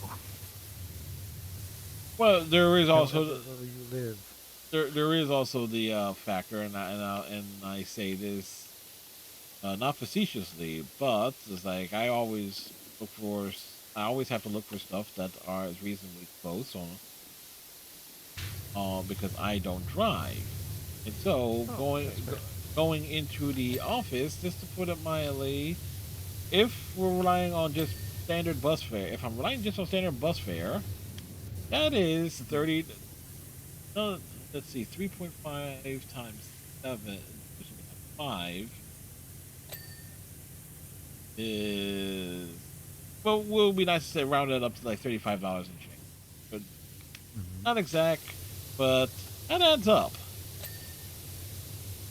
For context, she's driving 12 minutes down the road, whereas her old job was about an hour's worth of train and buses to get to.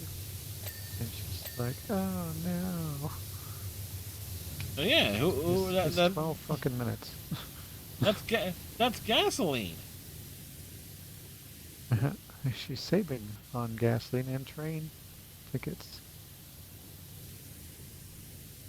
She was driving her car to the train station, taking the train to get on a bus. Yeah, now she just drives her car to, like 2 blocks over.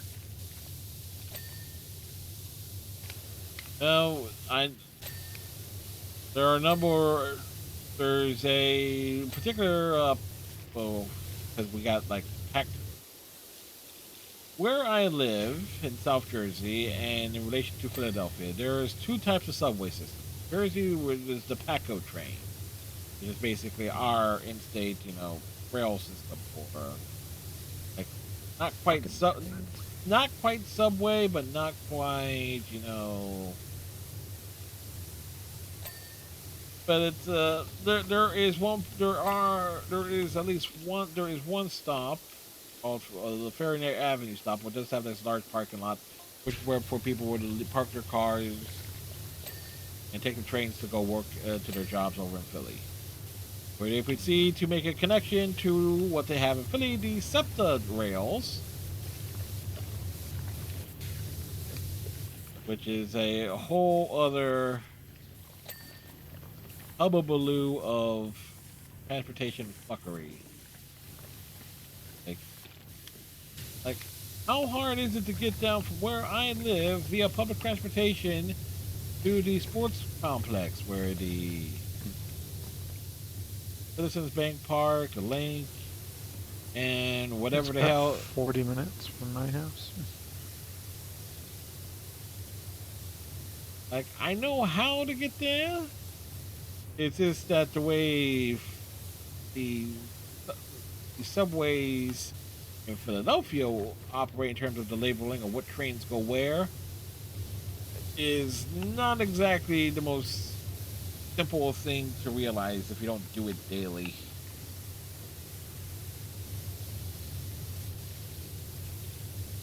Yeah, I'm not a fan of the train system by any means. Hence your reaction. Hence your reaction. The Thomas the Tank Engine and friends. Yeah, I just hate trains. And I had uncles who loved them. It was like their passion. And I was like, fucking weirdo. But I just hate being on them. It's like a car, but almost slower. And also depending on you can always get up and go and do something. Yeah, really is like the train is like being on a plane, except underground.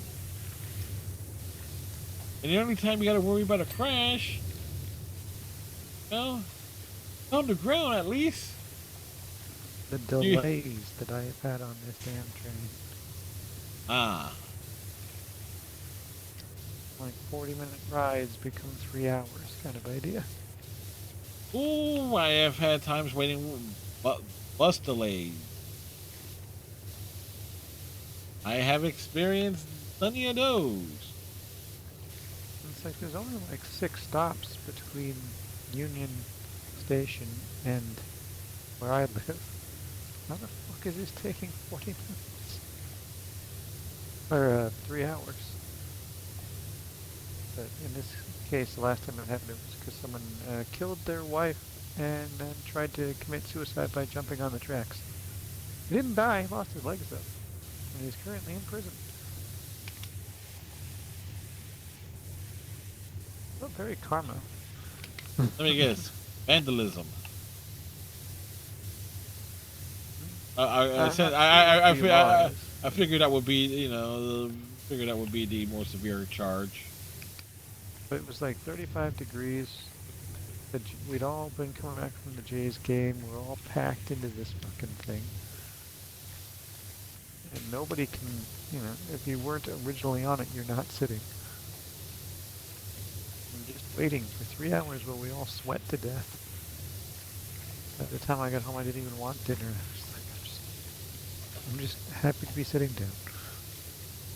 Yep.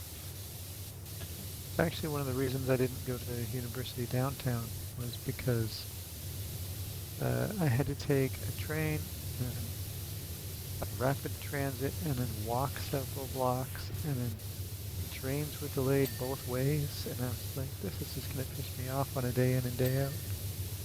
Yep. Like, I had to leave for school like an hour earlier than I should every day just in case there's a fucking delay. yep. So that was basically me going to and from my jobs. Oh, granted, it was just one. Well, in some cases, it was multiple buses. Like if there's a delay, it's like you're fucked. There are aspects of living in Toronto that, I mean, I know there are people who love it, but I just don't understand. There's some aspects that are fun, and it's like, hey, that's cool. But one, like, if I were to rent an apartment the size of a small closet, it's probably like $6 grand a month. U.S. or Canadian? Canadian, which still is absurd.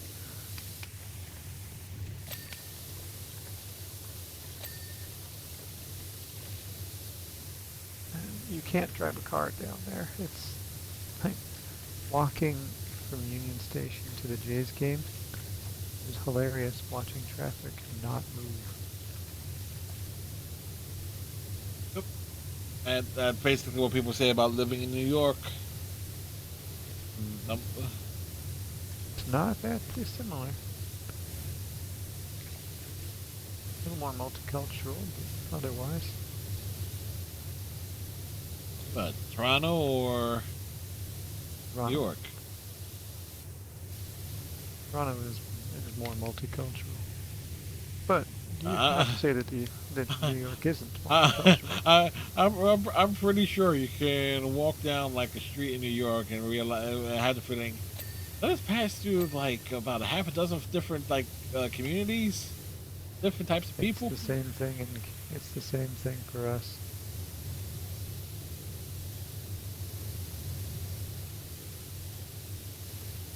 It's like 7 to 8 million people are in the greater Toronto area. So it's a lot of backgrounds. And we brought in 1 million refugees over the past couple of years.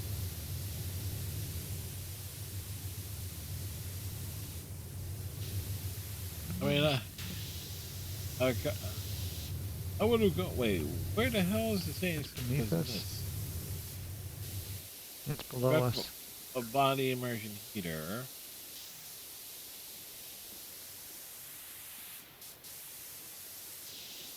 Need the.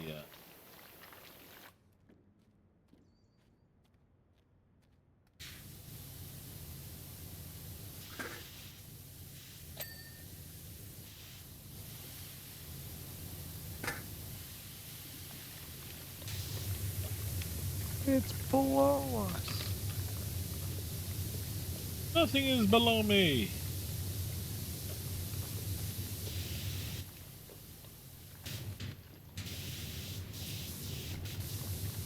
I was one of the greatest comments from last night. I made a joke about, oh, this phone box is the wrong color. Dude walks in, like, how are you to say that the phone box is the wrong color? Did you ask what color it asks itself, it considers itself to be? Because in the UK they got the red telephone boxes. How common they are, I don't know anymore. And I assume you're insinuating it should be a yeah. Doctor Who? Yes, yes, that was a joke. So I was like, I don't think they understood the reference. They understood what a police telephone box was, but not as like the reference to like the Doctor Who connection. Ah, damn it.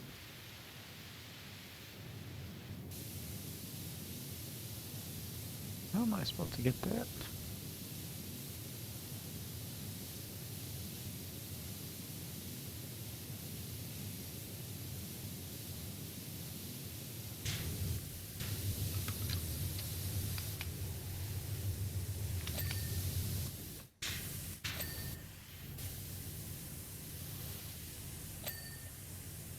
Oh, there we go.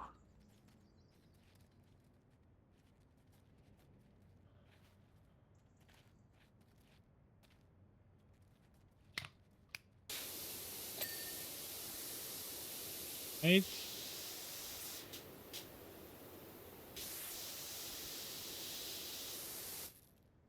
Something on here is not complete, but I can't see what it is.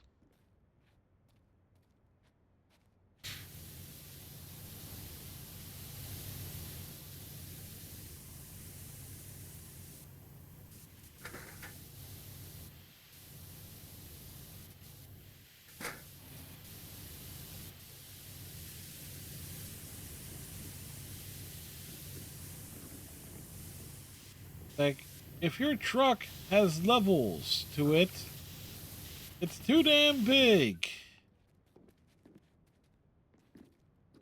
It's down the side. I fell trying to get it. And I fell again. It's Or like railing side. oh, Near the main.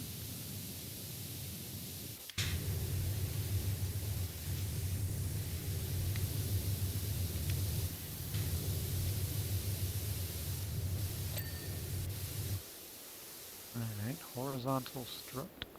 back on top somewhere. Yeah, I know. It's this hole at the front. I couldn't get an angle on it.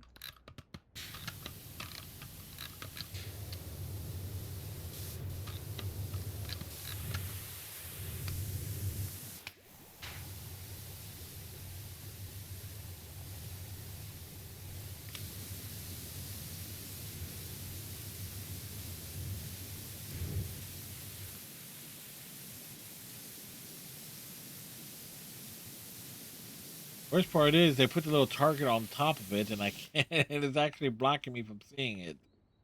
I know. If I get up here, you can't really get an angle on it from up. Oh, They made me use it. You sure it's there? yeah. Just spray it. I'm sure it'll pop in a sec. No, it's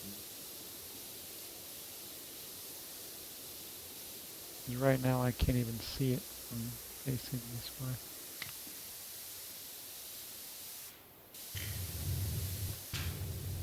and I fell off of it.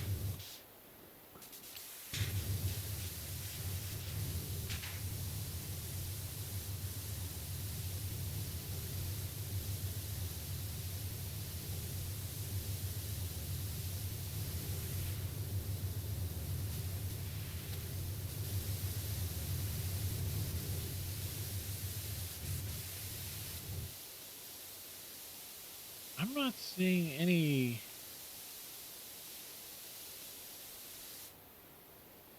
Game's indicating. Yeah, but it's indicating where the strut is, was not indicating that there's something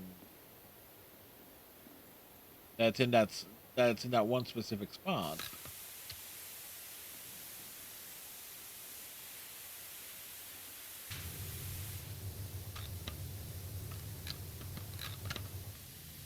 Nothing else is showing on here.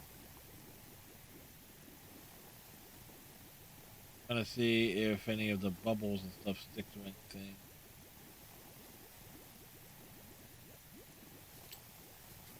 Ooh, that was... Would you stay on the fucking lift thing? Thank you. Never! I would never stay on the fucking lift thing. Oh! God damn it. See it? No. No, you got it, Never but mind. I forgot that we had the scissor lift. I actually didn't know we had the scissor lift. Well, we got the lodge as well. Yes. The lodge will take longer. We should do the fun house. I actually quite enjoyed the fun house the first time.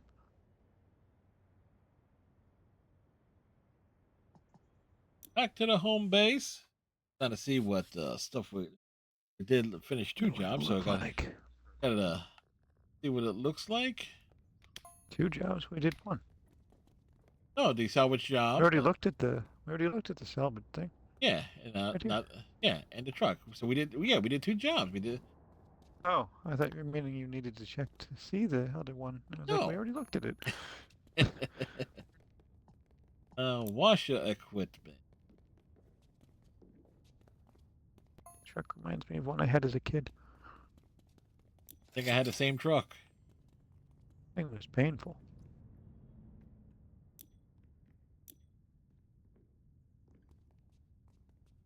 Urban Extreme Double Turbo Nozzle. God. Okay, so Funhouse. Yeah, there was 2 jobs up on. Another one popped on my screen about the ski lodge or whatever it is. Right, so that's True Achievements, PowerWash Simulator 2. You got one on a spinning disc. I'll show you where it is and what you Right. need to do with it. Yeah, I need to And make then sure. you gotta pick the piano and play a song, basically. Need to switch to the right. But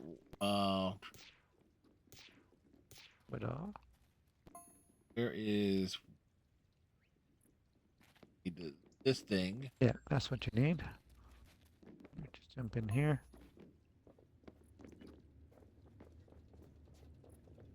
And you see this floor disc here? Use that to clean it.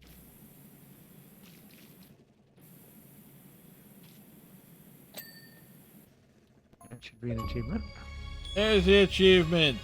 Spin Doctor. Alright, let's go upstairs. You can switch back to a normal one.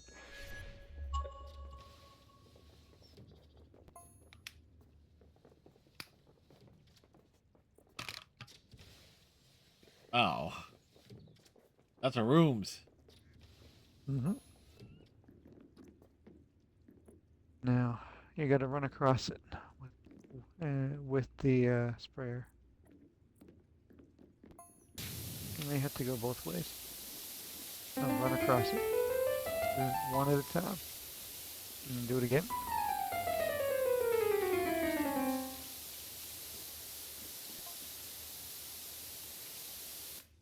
Anything? Oh, Try getting the black with it? I don't know. let's see. You're still under the NDA, I suppose. There's no harm in getting you back to Fortune Mine. Ah.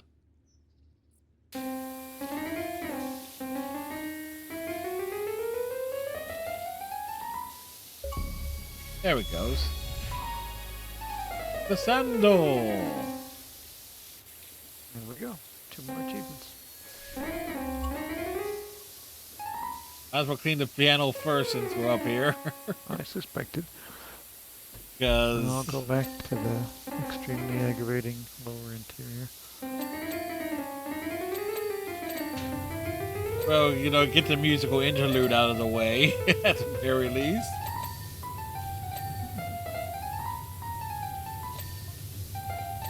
I never knew you were so talented, Fred. It's a jam.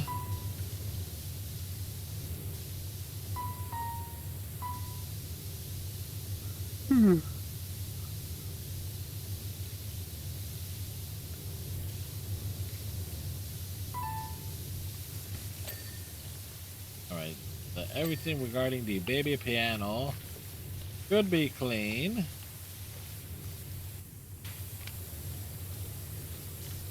So additional cheese pumps.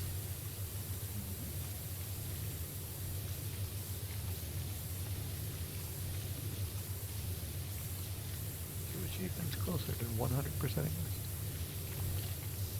Until they do a ridiculous effort. Until they add more via DLC, additional content and challenges. I do appreciate the Wallet and Grime at once, for at least some of them would say, hey, just turn this machine on. Get the easy achievement. 0.3% of people have done it. Like, yes.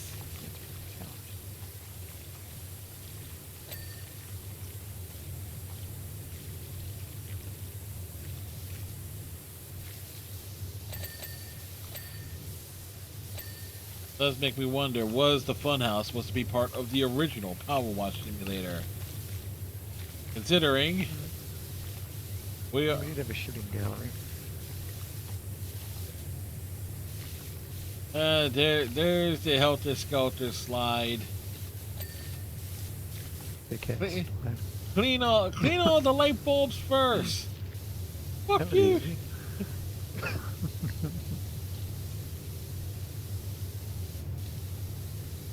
As I said, dickhead slide.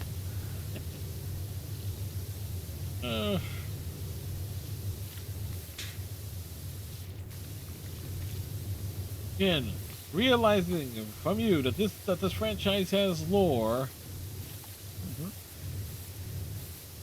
is outstanding. Does make sense that they had the Tomb Raider crossover in that regard. Does not explain why Lara Croft has golden gnomes. Why would she not? She's a lady, friend. British hierarchy must have ridiculous things.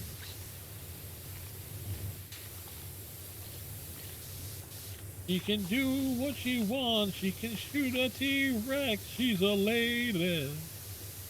Down, down. She's a lady.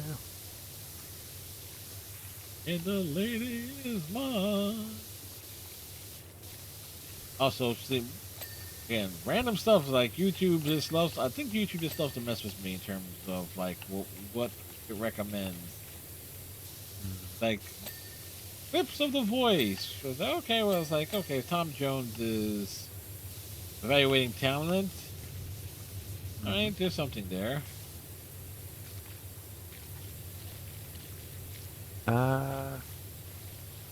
Only really one clip from the voice I ever liked. It was a guy named Jamie Lono singing a Folsom Prison, Prison Blues. Johnny Cash. Yep. But he changed the way it sung. He said, I hear that train. It's rolling around the bend. He gave it more of a soulsy feel to it. Like, ooh, that was fun. I like that. It was one of these days. It's like one of these musical talent shows. I wanted to see someone just have the balls to walk up there, not do like a cover of a song, but it's like, oh yes, yeah, do their own. Just walk up. Granted, like maybe on shows like insert country name here, Got Talent. In your case, it would be Canada's Got Talent. Howie Mandel. Well, and America's Got Talent, Britain's Got Talent, and everything in between.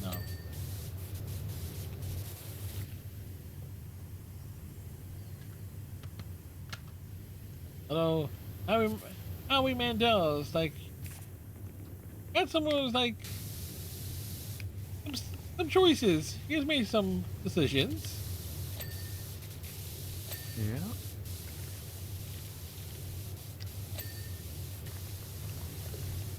I think Chris Stratus was like your host or Terry Crews appearance or judge on your version of the show for a while. or a season I or have something. no idea. I just know that Howie was on there, and he's currently hosting the nighttime version of The Price is Right. Oh, you guys get the nighttime version. So the daytime version, I'm assuming, is Drew Carey. Yes. Yep. And for those wondering why it says like the nighttime version is like, I'm actually why I don't sound surprised at the same time being surprised that there is one. Back in the day, there used to be nighttime and daytime versions of a lot of game shows.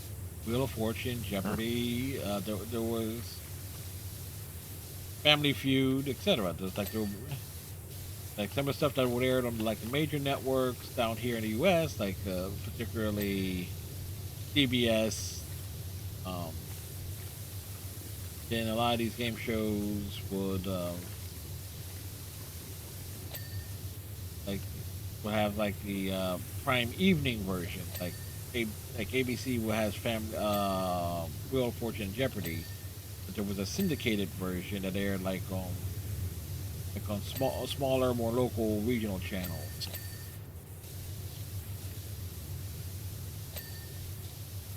Word has it that Pat Sajak was very happy when they decided to end the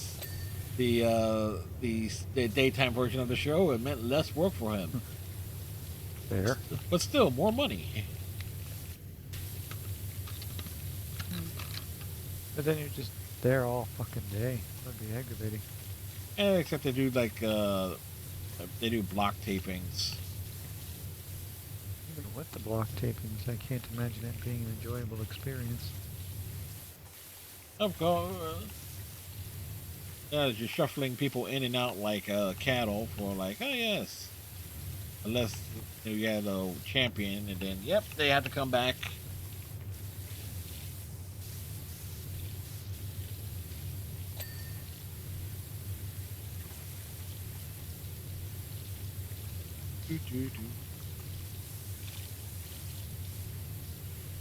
Yes, Howie Mandel. My introduction to him, Bobby's World. Same. That damn. Bobby? Wrong Bobby, Hank. Bobby Generic was right.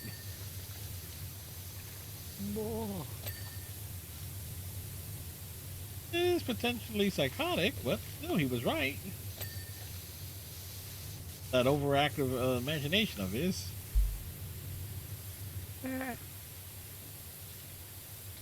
I just remember the big wheel. That's about all I remember about the show. Oh, yes. And then Howie Mandel was one of the voices.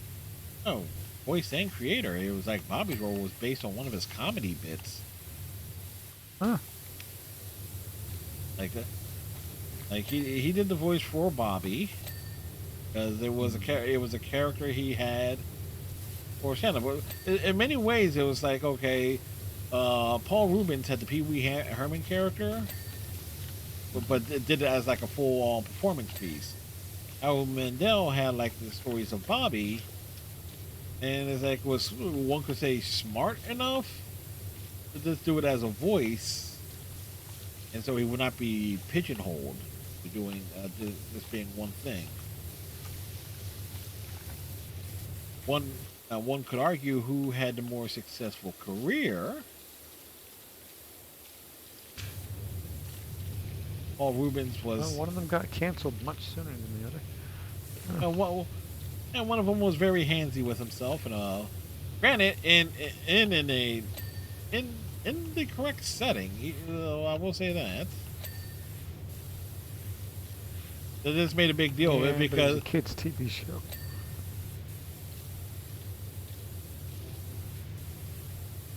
it depends on how one looks But at he was hosting, I mean.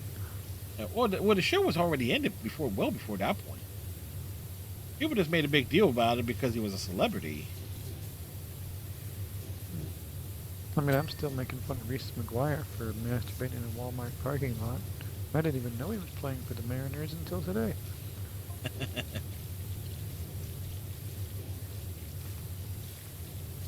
Well, if you're going to be playing for the Mariners, you got to make sure that you are the type of person that they would want.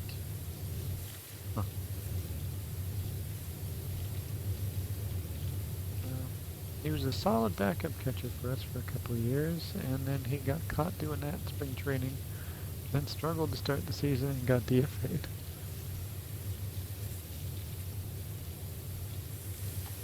Yep.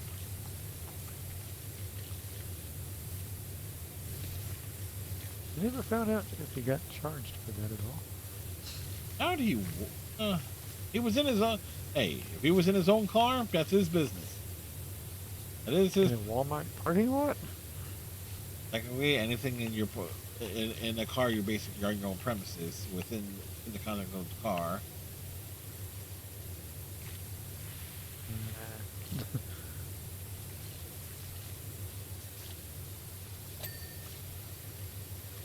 It's why down here.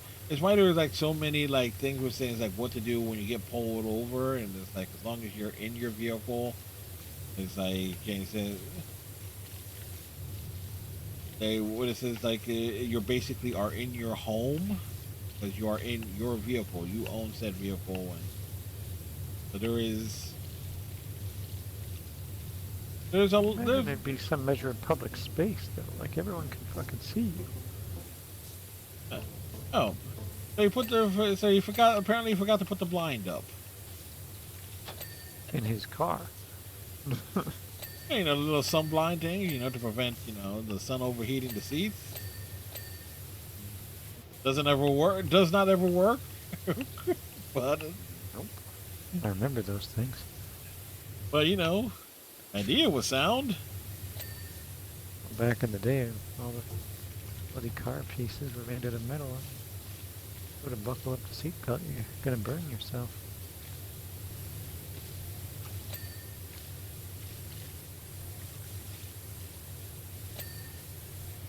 Well, let's see. Oh, we're making pretty good progress. Yep.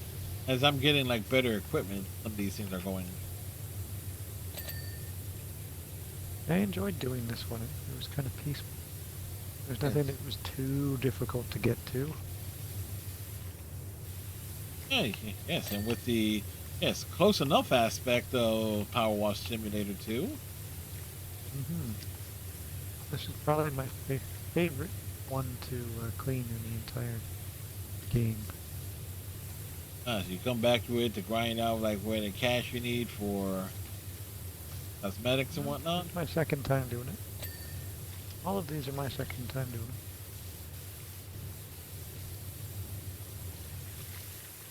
And at the time, there were no cosmetics for me to get. I've added them since. But they're all with your in-game currency. You can all earn it off of that. The good thing is the in-game currency can be used to buy the new mission.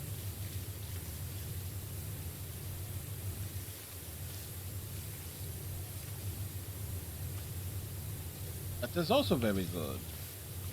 Obviously, if they do license DLC, that would be like a different circuit, I'm guessing. Yes. But it's like But it's 600 points to get the new job.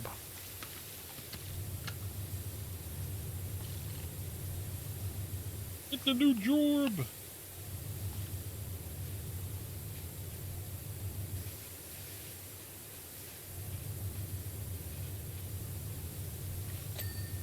Another thing knocked out there.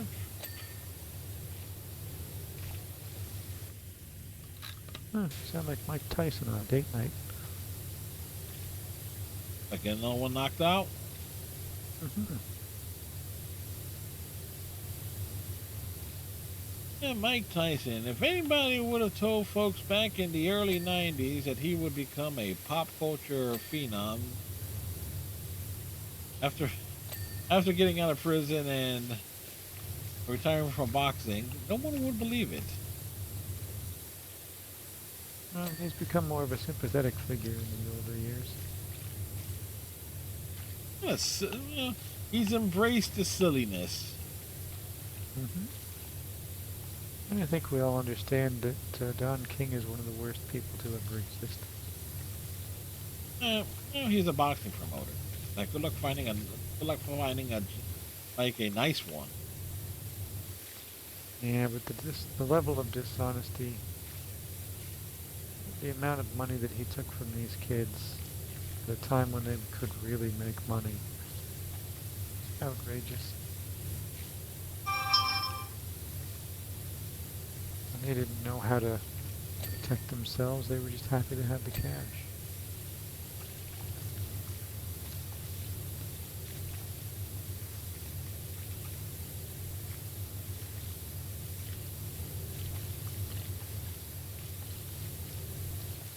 I think it was one of my favorite jokes in Hot. Well, I think it was Hot. No, it was the first Hot Shots movie. Like, this would be one hell of a fight. Both men are owned by Don King.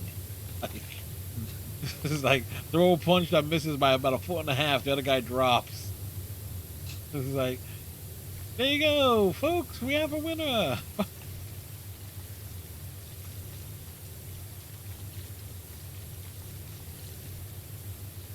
And I still can't believe Conor McGregor got like 50 million or whatever it was to fight Floyd Mayweather. Oh, Floyd was that desperate. Oh, they offered Floyd like 150 million or something for the fight. I mean, he'd be stupid to not do it. But why did Conor get 50? I mean, he was the big name in the UFC, but certainly not to the degree of Mayweather. Well, when he's your biggest name in UFC, so that would be available. It may figure, but in the weight class anyway.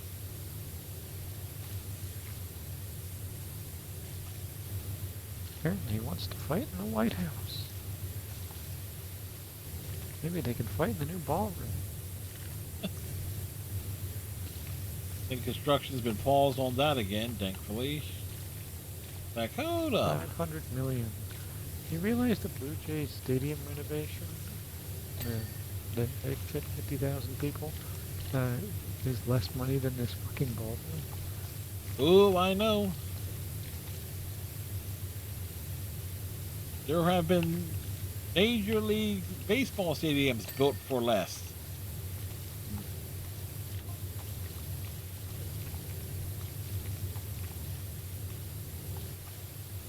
A whole new level of absurdity. And it's, oh, there's going to be a military bunker in there too. It's like, really? In a ballroom. Beneath the ballroom. Okay, I'm not going to say it because it's not nice yes. to wish such a thing upon someone. No, in the case of Donald Trump, it is. Because I sure as hell have been calling for it. But yes. It's not like a good karma thing. Look, my karma can't possibly get any worse, so... All I gotta say... There's always worse. Just an inch to the right, that's all. That's all, folks. Just saying. I'll say it for everybody.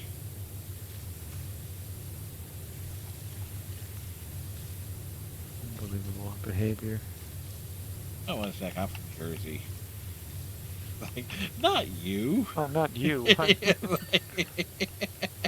Trump. You knew I was going next. Jesus. Yes, like I can say, like I was ahead of you on that one. But. Indeed. You know, there's a season 1 episode of Community that definitely qualifies as something that works with that exact moment. They all think Abed is some weird fortune teller. He's like, no, I'm just a student of behavior. I know exactly what your reactions would be to everything you guys would do.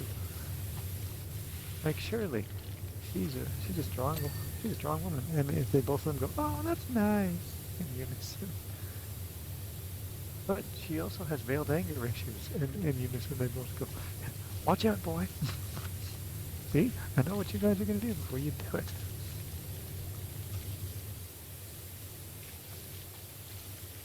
You would enjoy that show. It's very silly. The jokes come very quickly. A lot of references. There's a great Beetlejuice reference in there. The movie or the sidekick of Howard Stern? What?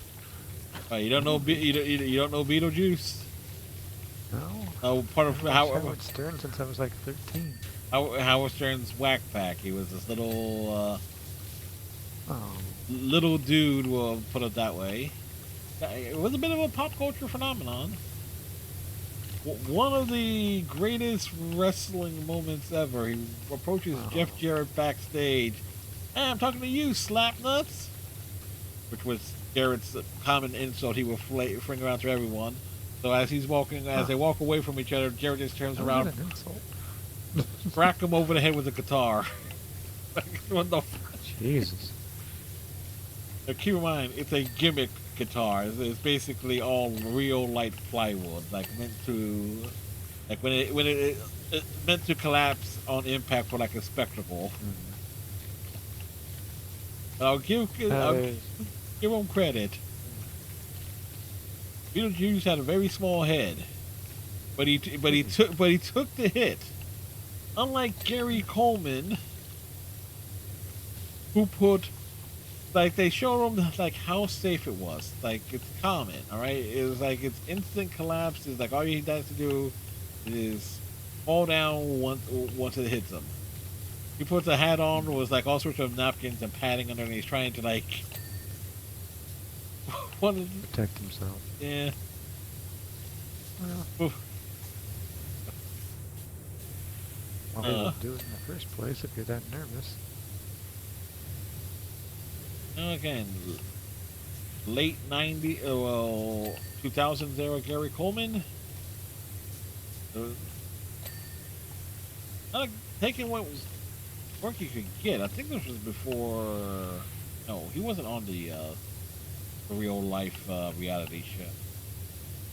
Not Bridges was. No idea. Yeah. It was one of those reality TV shows in the early 2000s where a bunch of like quote, celebs. Yeah. Not Celebrity Rehab. The only reality show I've ever really watched regularly was the Ultimate Fighter, but that was only for like the first 6 or 7 seasons when it was still actually good.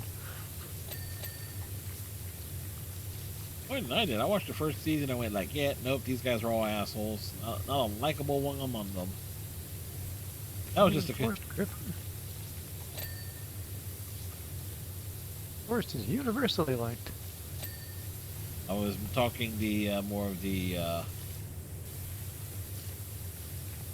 contestants. Like He was one of the contestants. He was the original winner. Oh. I did not leave much of an impression on me at the time. Fair enough. Keep in mind, we're talking early, that would have been like 2002, 2003-ish? Feels about right. Yeah, because... Saved the UFC, it wouldn't exist today if not for that. Hell, you know who the UFC has to thank for that? Like, WWE had the show Tough Enough. It got canceled by MTV. Spike TV wanted the show.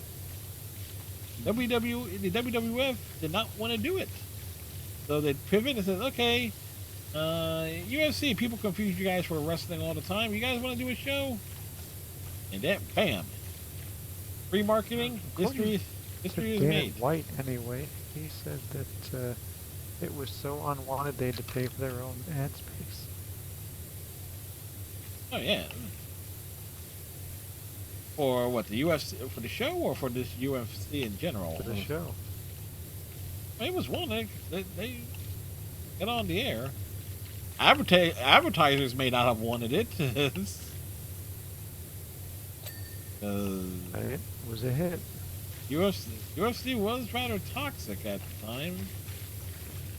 Danick came in when he got his hands on it, and he was the one to implement weight classes and rules, whereas prior you could do whatever the hell you wanted. Yeah. Now he wants to take control of boxing, which has all of that. No, all the fighters must be contracted to us. Yeah, fuck you, Dana.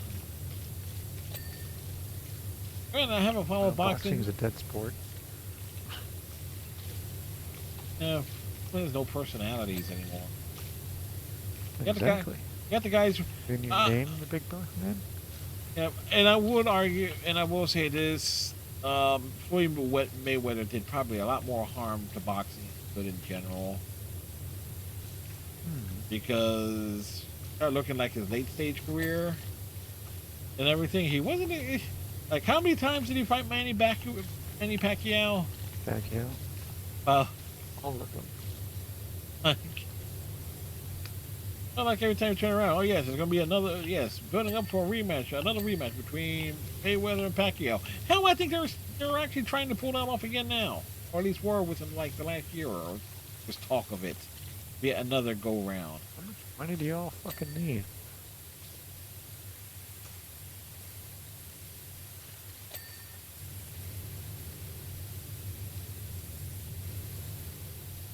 Like, they must have made hundreds of millions. They were huge names. How much money do you need, and how did you manage to blow it all if you need it that bad?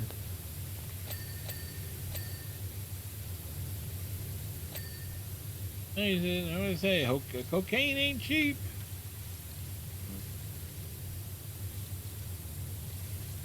Especially not with the tariff situation.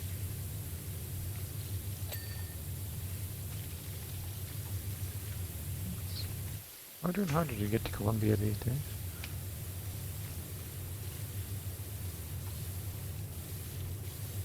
Although I do keep getting asked to go to Medellin, and I'm like, why? Go to where? Medellin. Where the hell is that? The birthplace of Pablo Escobar. Oh. I'm like, why would I want to go there? We need a new El Guapo. We figure a Canadian ginger would be the proper fill-in. Yeah, we already had Ryan Wedding.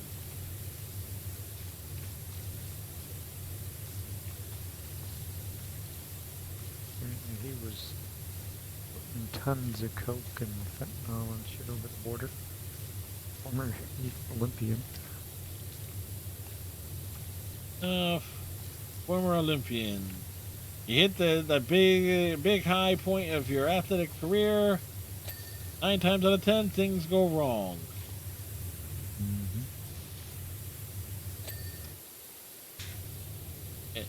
Sometimes you don't even have to be a gold medal, be a medal winner for it to happen, for things to go wrong. Tanya Harding. Yeah, pretty famous. He still had fame. Yeah. Parlayed it into a nice D-list level career.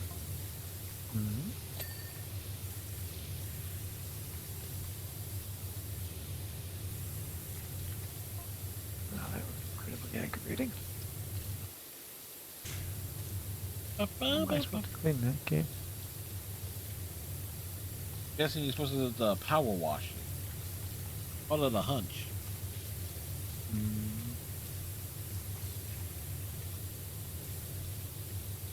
Still looks dirty. There we go. F off.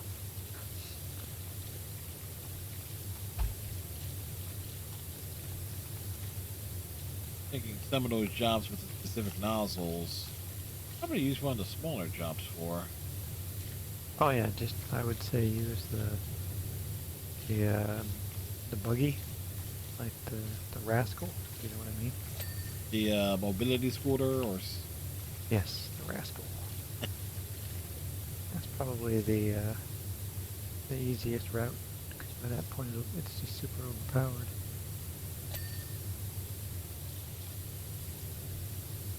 I'm just going to stand here and let this thing spin, and it will get clean.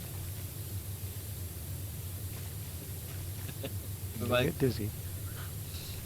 Or hypnotized. Just don't look into the dead center of it. Yeah, the tube outside that I did was like, ooh.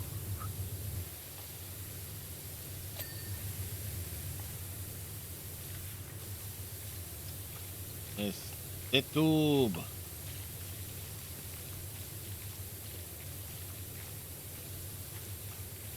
Talk about one of the more unfortunate circumstances for a raid. Last night, going to Ape Stream. First thing I see, he kills a horse.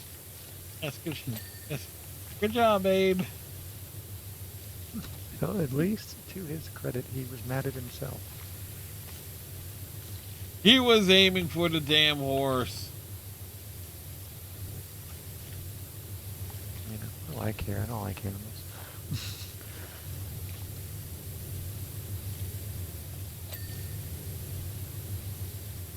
Kill all the horses, Abe. Have at it.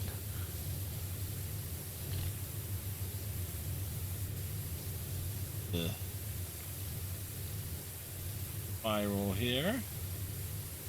Interior, this is actually. Oh, that thing. Go ahead. The interior, this is actually very, very. Yeah, right?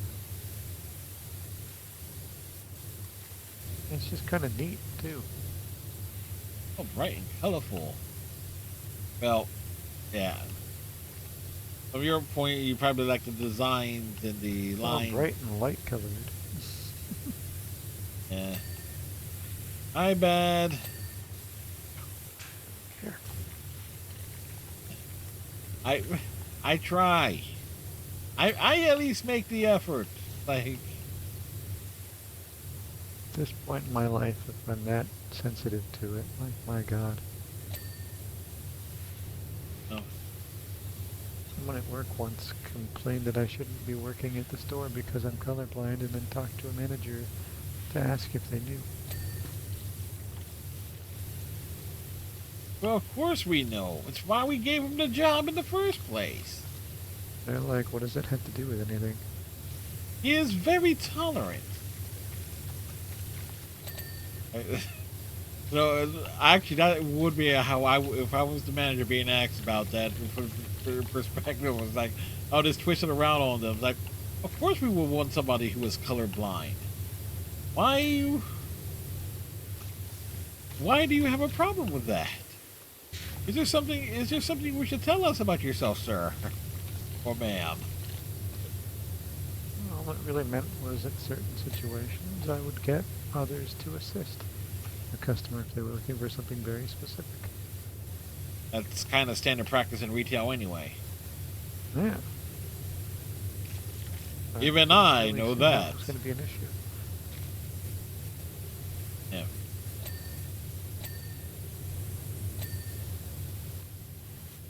Alright, lower floor is in good shape.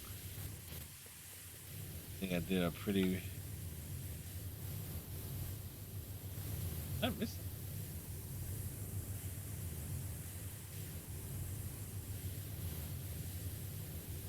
Oh.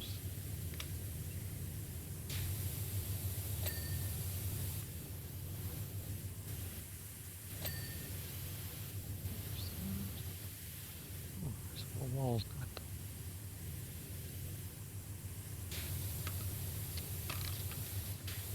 Oh. Wonder, I did one side of the door, didn't do the other side.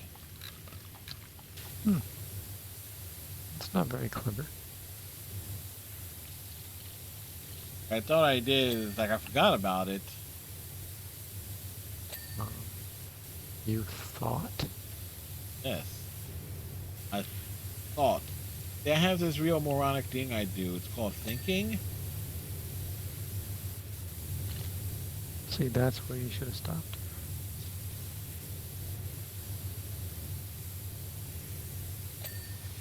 And speaking, I should have stopped. Oof. Temperature back down into the 30s again, which will, for your equivalent, that'll be like 1. Yeah, it's been, it was about plus 20, so I guess context-wise, at 70 degrees Yeah. on Friday, and then the last couple Days. 3 days it's been about -5 to -17. Uh-huh. I have had, like, I've had some mornings where I'm just waking up like, why is it so damn cold? Oh yeah, I already turned off the heater for the year, and I put away the space heater. It's like, god damn it. I was very confident.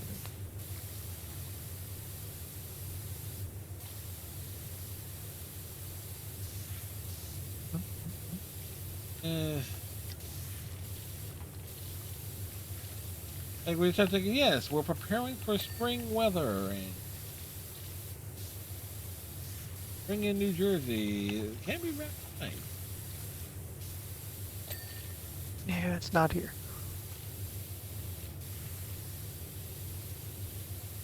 You hope for 12 degrees, except that it's going to be 6 degrees and raining.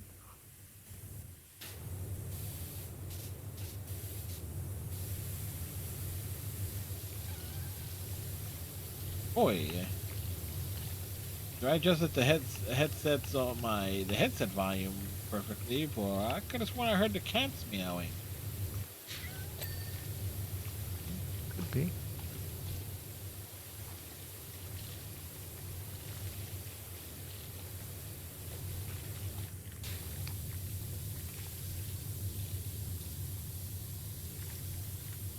Still waiting on the announcement or the release date of Persona 4 Revival or Rewind, or I always forget what they're calling it. But like we all know what's coming this year, but every time there's like the perfect time for a release date, yes, give us the release date. It's like, yeah, nope.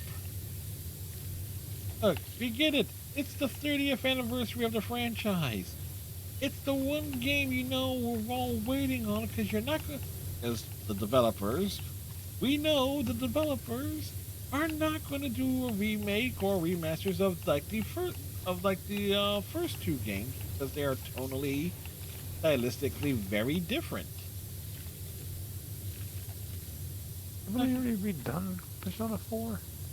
I did the golden version, but like when have I been opposed of playing like multiple versions of a game? Oh no, I'm meaning it more for the developers and than you. It's like, guys, maybe we could Go on to 5 minutes stop remaking the same game for the third time, and well, yeah, technically there has been 3 versions of it. So this would be the third. This would be the third version of it. yes, I'm essentially looking at you, Epic / Coalition. Ah, there's a war. Mm-hmm. This fucking thing, I can't see where it's not.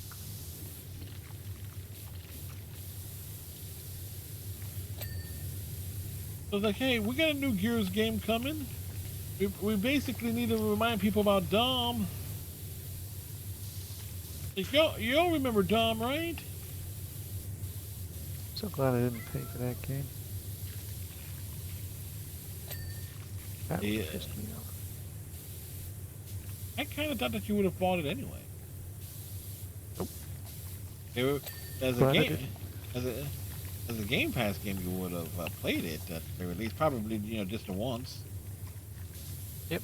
Oh, I would have played it because it's Gears.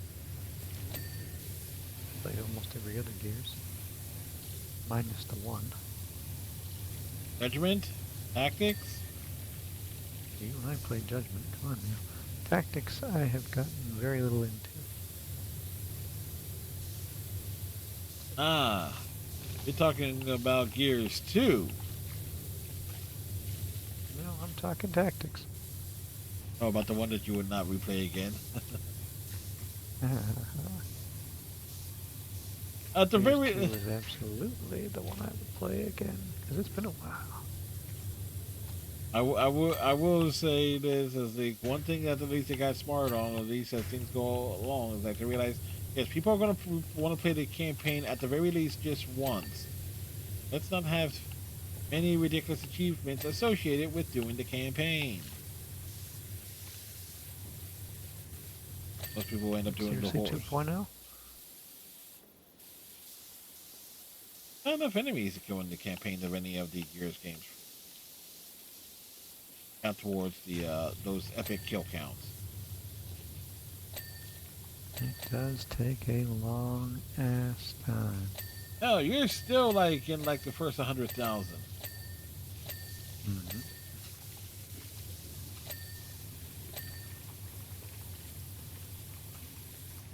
Oh, just getting a 1,000 kills.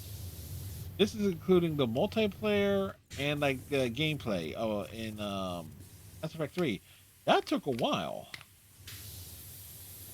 I would imagine so.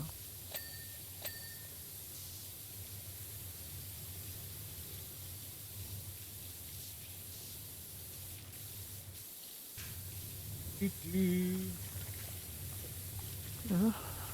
75%. We've been at this one for about 40 minutes. Has it been 40 minutes? Mhm. Doesn't feel like it. Right? But then again, we do have the ongoing conversation that kind of makes time fly on Wednesdays. Hence why the I Wednesday just night. think this is the best one. Even when I did it alone, it didn't feel like I was grinding away at it for hours. As opposed to some of the more serious ones.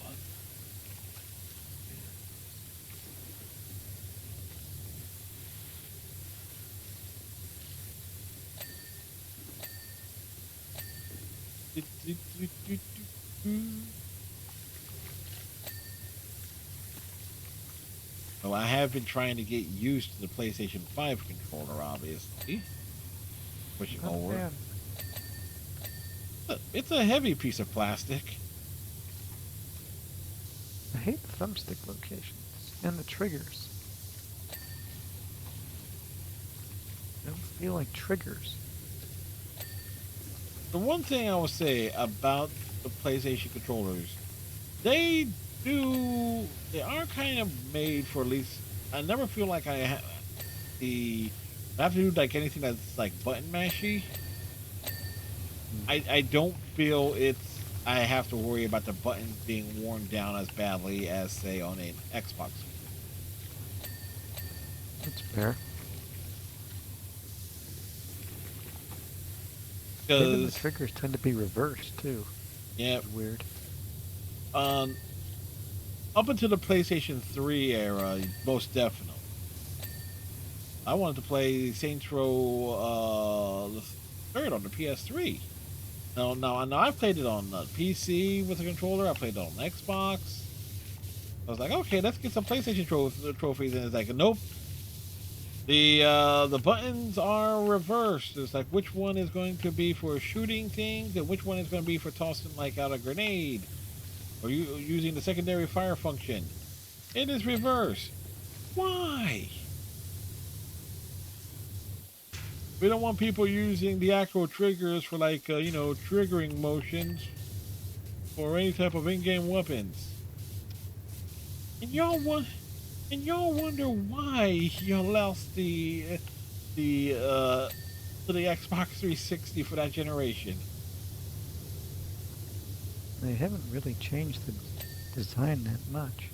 No, they haven't changed the design. It's just like they finally or begrudgingly, or developers have to make a conscious effort to make sure to program the game to not go by whatever the hell default combination of things for PlayStation, like the typical reversing of things. If they did, and if I realized that with when I did that run of the Tomb Raider trilogy last year, I would have gone like, fuck this. Put that shit on mount.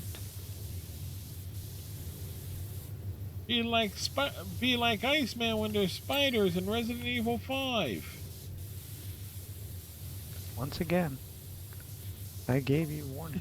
I even said it right before it happened. Once again, it's like, it's a Can't great. say that you went in there blind. I do wear glasses. I purposely have not worn my glasses in a while. Why? For no general reason other than like everything is like I have everything like on like computer monitors. I just large enough for me to just see things comfortably, and I am not sitting like far enough away from the gaming monitor to need them as the way I definitely needed to wear glasses when I was using the television for gaming. I couldn't see. There were times, there were a few instances where actually, with wearing glasses, I actually had to get up from my chair to be like, what the hell am I supposed to be looking at? Even with my larger TV, there are definitely times where it's like, I really can't. read this. Why do we have to keep making the print smaller? I've got a bigger TV.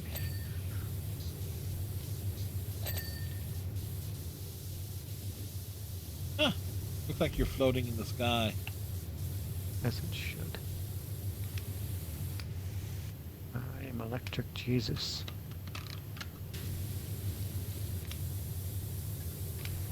Anyone gets that reference, then good for you. I am Electric Jesus. Oh, we easily will get this one done. It's nice. Feels right, Brian. Oh, it's nice.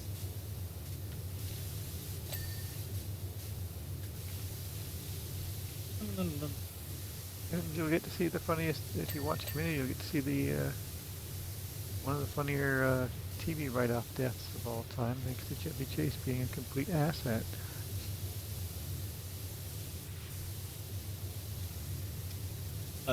They used the t-shirt gun method? No. They used the sperm in a cylinder method. Ah. And made Walton Goggins deliver it.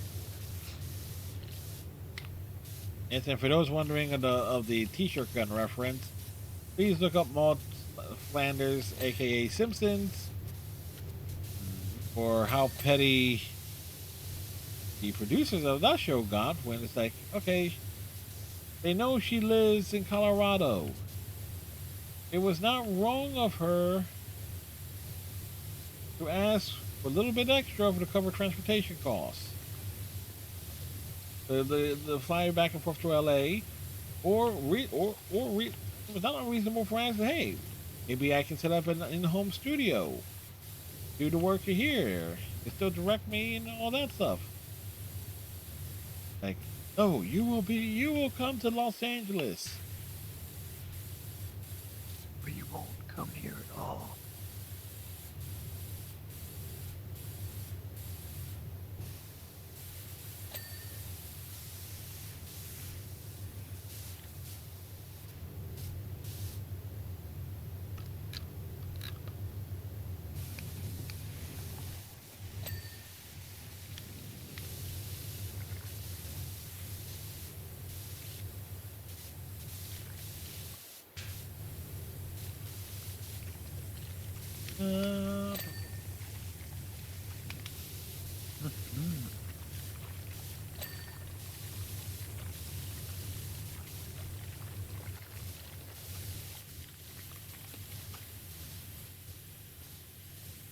I suspect I need to get high or up.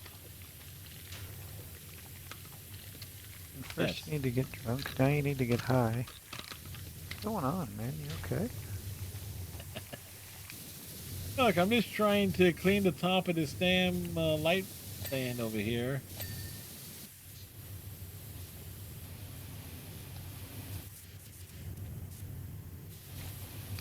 Keep jumping in front of me.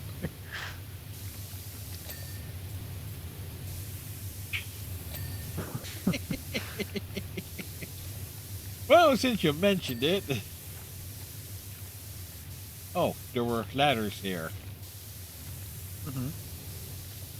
Oh well. You were gonna use a ladder? Cow. Cow un-American. Hey. America, home of the taco. As in, Trump always That's what I chickens make for out. dinner.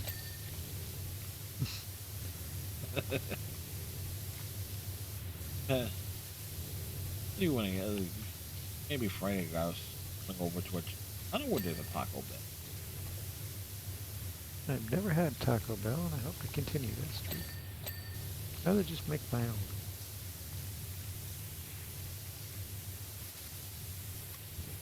Of course, I always remember the movie Demolition Man. Like, yes, we'd like to invite you to a dinner, out to dinner. Me and the other leaders of society.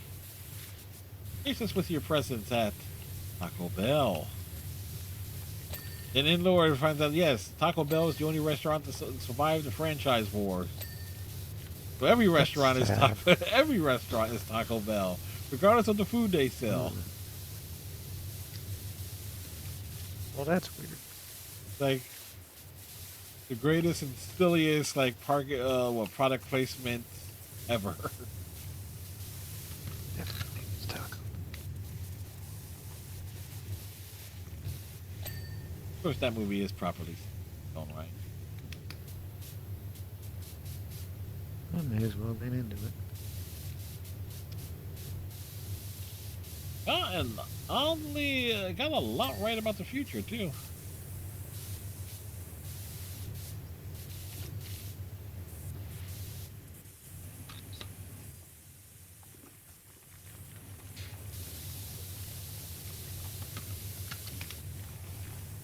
Quite a bit of mine.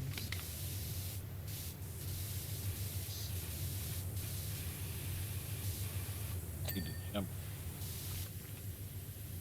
Okay, game. You know I need to get up there. You provided ladders, but I do not want to use the ladder. And now you are forcing me to use the ladder, and you're not even going to put the ladder location in the spot where it actually makes sense.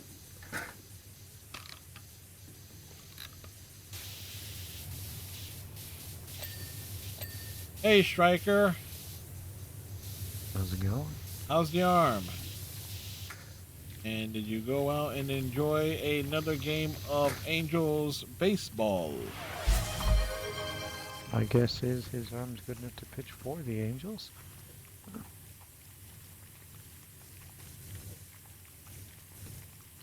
No, you were not. No, you did not enjoy the game, or no, you were not able to go.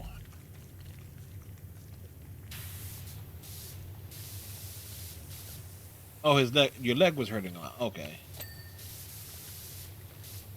Well, at least it's alternating.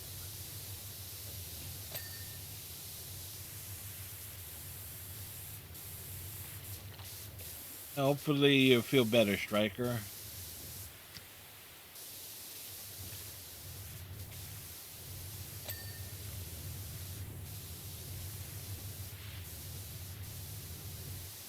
Your dad did not want it to risk happening it again. How'd you fall? His legs gave out to him in the game last night, so he took a bad fall. It's concerning. Is that a common issue? I don't. Or is it, I was out drinking with my friends issue? I don't.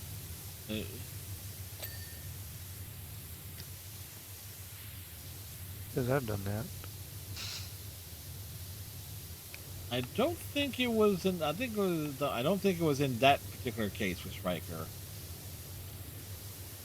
Just because he said his legs gave out, and so I'm thinking something a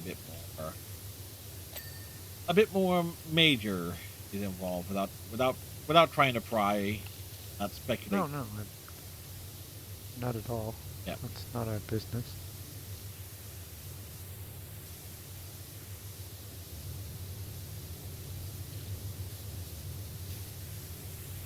But we Still will probably hope. healthier than Mike Trout.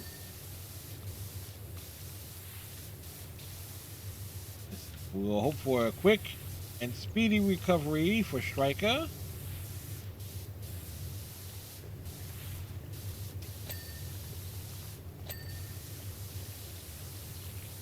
The man with the plan.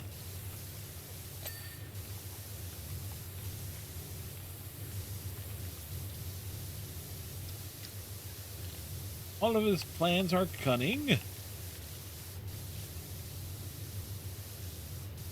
Well, if you were there for that game that Joe Adele robbed 3 home runs, that would have been cool. Yeah, it's like hate to be a guy looking to like get his first homer of the season, and that happens. Mm-hmm. That was impressive. Maybe Joe Adele's starting to figure it out. But defensively, baseball player. Ah. He had 30 homers last year, but he hit like 230. Schwarber had like over 30 homers too and hit like 230. He had over 50 homers and he hit like 230. Slight difference of tolerance. Like I said, it happened after the fight happened. What? I'm guessing when he fell. There must have been like Who are you fighting? I don't think Striker was fighting anybody. But I'm guessing there must have been like a brawl or something. Jesus. Okay, so everybody's Oh. standing up. No, I don't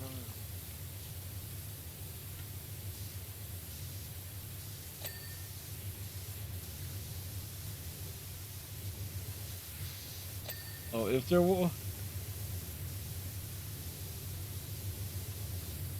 No. The important thing is, Striker, that get back to 100%. You get that pitching arm and back in shape, sir. The Angels need you. Solar and the Braves pitcher got into it. Everyone ran into the field. Okay, so that. Oh yes, that's right. I remembered the Braves. I couldn't remember who they fought. It was the Angels. Yes. So for Striker, so when Striker had his unfortunate fall, it was right after that happened. It was like, whew. I blame the Braves. Well, you would happily do that anyway. You're course. biased. Hey, look, if it, why wouldn't I be?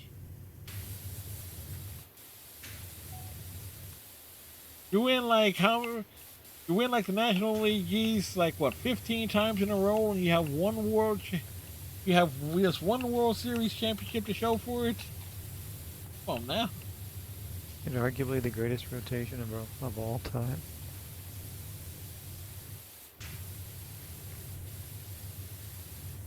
Not to mention an offense that at times was very, very good and potent.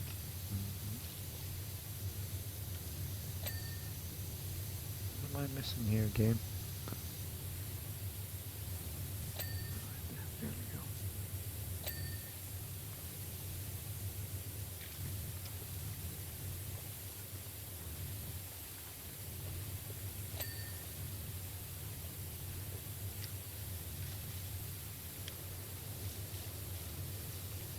So, oh, no. Hey, this one just flew by. Or it's like, not time-wise, it's just like, again, we'll just reiterate how right Iceman was. Emphasis, very. Not bad, right? The next one will take longer. Next one will Big take space. next one will take all of next week's stream. Possibly. It's a big space. So they actually have like a thing is like, hey, look up the list of jobs for PowerWash Simulator 2. Some of these solo will take about 3 to 4 hours. Highly recommend that you have someone join you. If you can get 2 to 3 people to join you, that would be even better for efficiency. Huh. And this one has like a train, and then it's Oh, Striker sent me part of the fight. Oh, from his angle. Okay. Get the Striker cam. It'll have a train. It'll have like a big building, and it'll have a whole bunch of seating. It'll have like a jacuzzi area. It's a mall, right? No, there's a mall later on. There is an actual mall. I said there, Richard. The pitcher had the ball.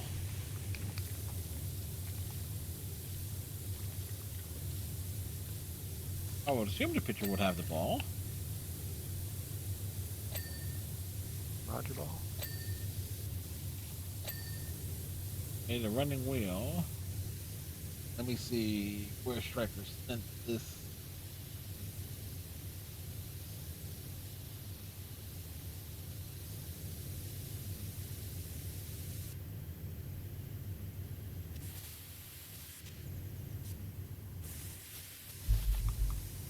Let's see, the pitcher had the ball, swung at Solar with the ball in his hand.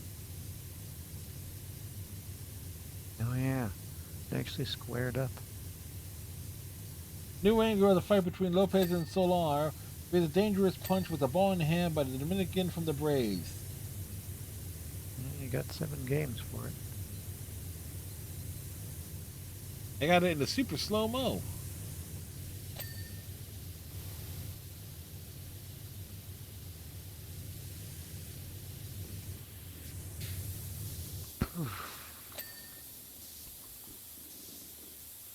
Something over here is not done.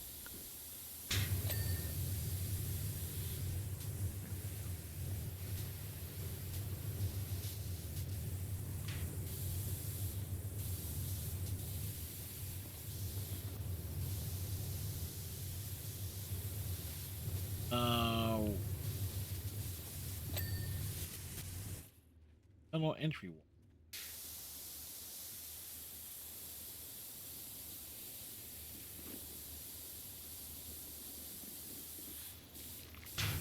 Oh, back of the sign. After fight happened, someone threw beer on the field too. That's a waste of how much? Well, that was a waste of. Wait, how much were how much were our beers in at the Angels games again? Absurd. Because funny enough, I did bring up the topic of the beer chart.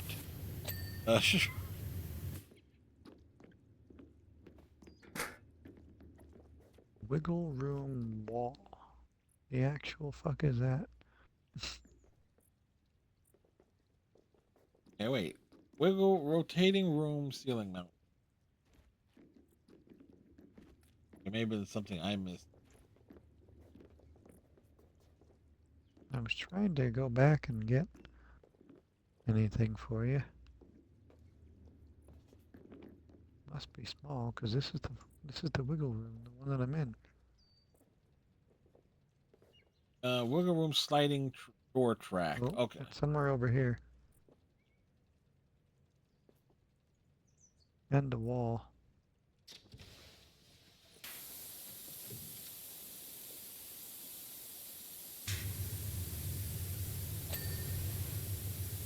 Oh, there's the wall. Alright, so this is the sliding door track, but where? Oh, push it the other way? Yeah.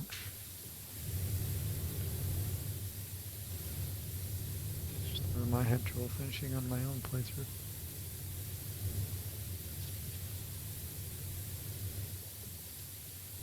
Oh, oh wait, it has to be this. It's above us.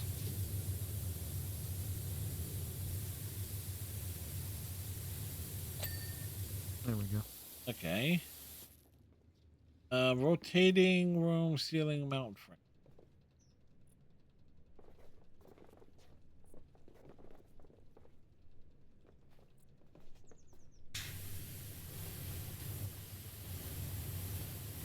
Annoying. Oh, there we go. Yay. So how was the fun house, Fred? Was it as fun as I thought it was? It was very breezy. It is funny. It's like a lot of it on the exterior. You look at it as you're doing it, and you're like, fuck, that's a lot to clean. But then afterward, it's like, that was actually pretty peaceful. Yeah, it's like not as bad. What does the fun house What item look like? Okay. Oh, it looks like a little piano. Is this is the top portion of Nice. it? It's what can we get from the washer Let's see equipment? what the... Oh, yes. Do that, do that. And then we'll see what the next one is.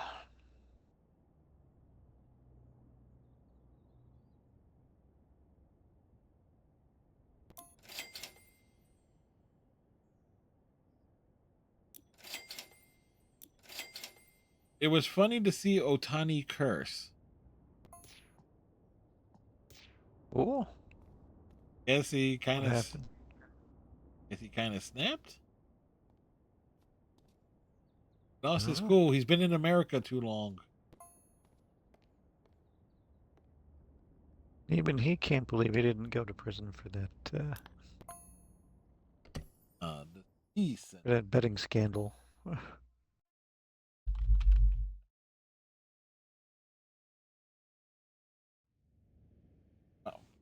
Okay, game. This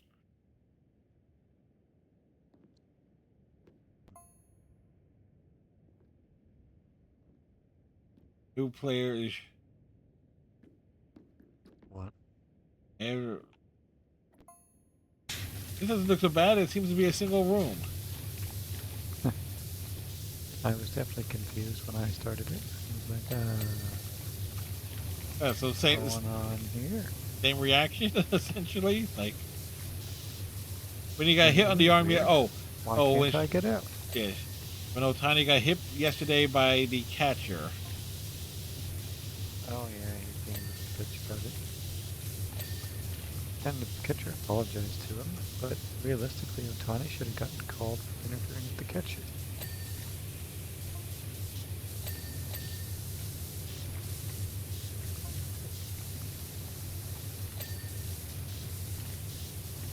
Catcher tried to do a quick throw at it first and hit Otani in the elbow.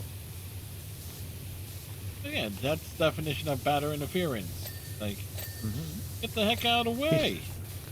He stepped backwards slightly, and the ball hit him. Or no, his hand hit him, I should say. The ball went first.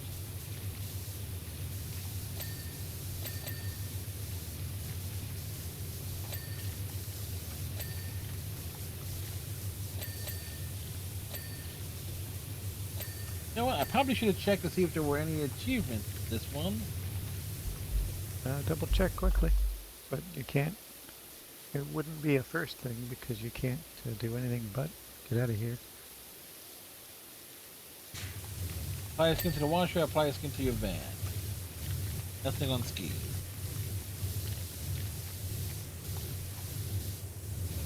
What?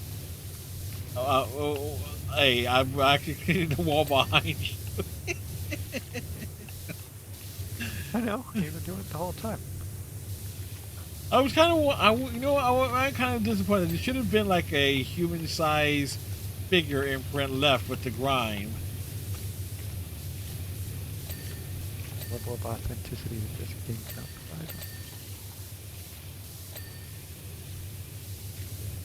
It's a simulator, damn it! It needs to be very authentic. Why? Don't need that level of realism. Seriously, how the hell are we supposed to get out of here? You have to clean it first.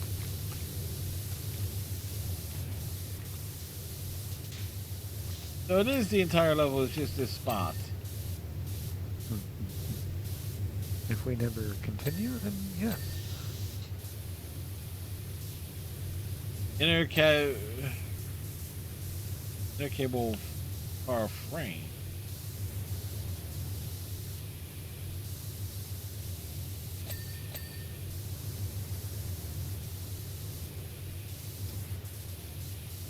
Damn, if you're marking it down as like the final thing that needs to be cleaned.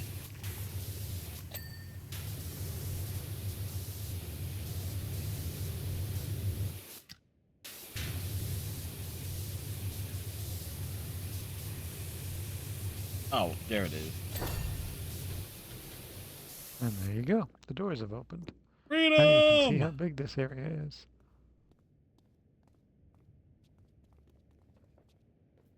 So it goes to here.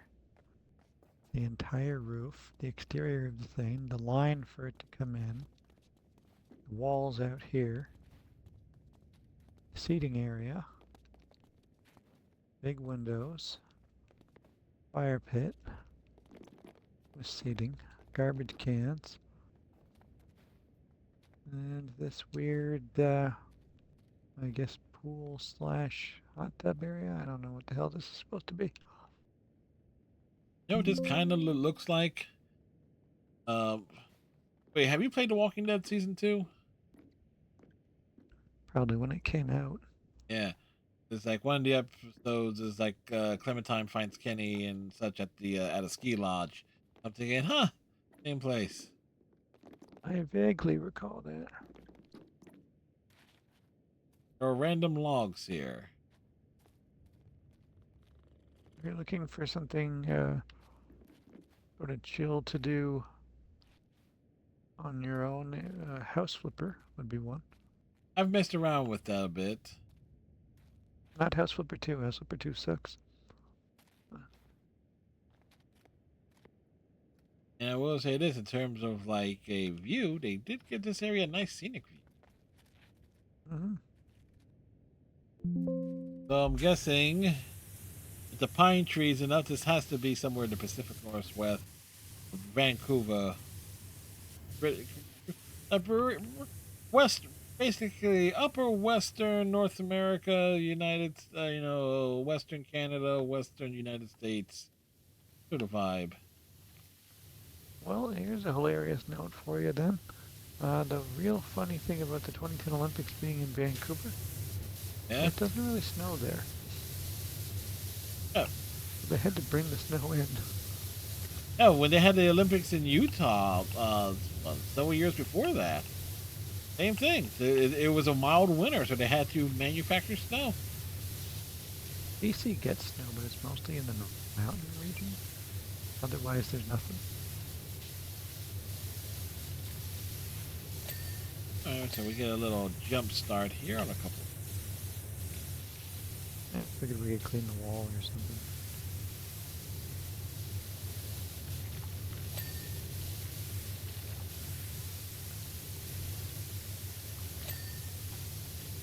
It's a big one. How does this look like? This wall looks like it should be on the side of a hockey rink. Well, it does indeed have a boards look to it. Check him into the boards. Concussion.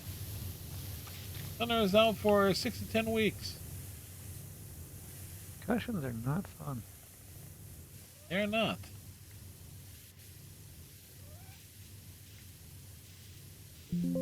Alrighty. Oh, I think on that proverbial note, a good place to call it. At least we got the roof, the building. At least I'm still kind of confused. Like, how the hell do we end up? The starting point ends up being inside the damn thing when it's clear that we drove up it. Yeah.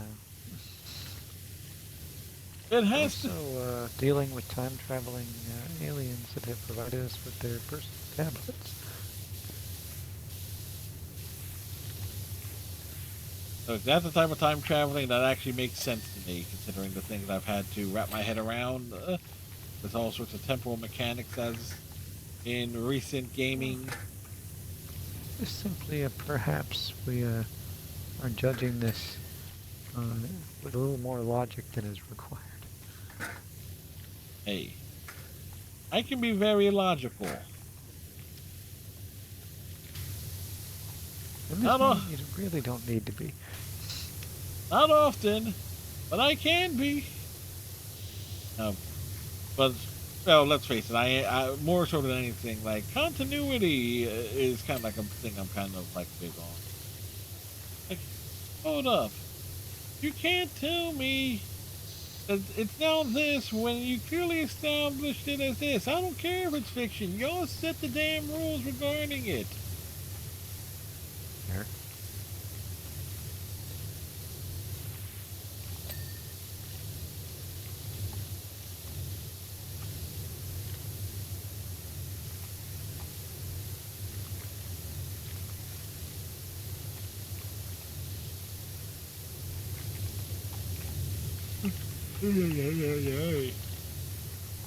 I'll figure out what I want to have as a. Well, no, I'm going to try to figure out what I want to have as a post-stream little snackage. Ah, what are you thinking?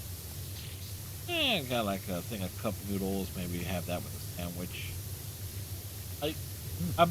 Every time I do groceries, I buy like two 6-packs of them. It's like, hey, 2 minutes in a microwave. I don't think I've ever had a cup of noodles. Ever? Yeah. How about like the ramen packs? I like noodles. Yeah, never. But never cup noodles. Never, either. They're quite handy. Like in the wintertime, like okay, I want something warm and quick. It seems like it would be up my alley. I've just never had it. As you said, it's like I don't think I've ever done that before. As mentioned, they come with different flavors and stuff, and it's also somewhat high in sodium. So it's like ones at Walmart are always great because they're like the face melting heat. Oh, some of the there are some that are extremely spicy. At least by my standards, it's like. There's a great video of two of the world's strongest men. I think it's Eddie Hall and Brian Shaw doing like super noodles, and he's like, "Why is it orange? It's not supposed to be orange." Yeah, take a bite, pal. You're gonna find out why. And then how angry Eddie Hall got afterward as Brian Shaw's eating it.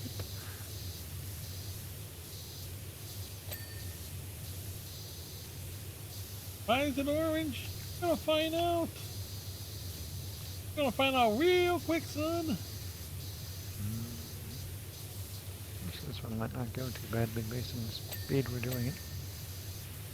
Yep. Got like. Yes. The mall will definitely be a angry one.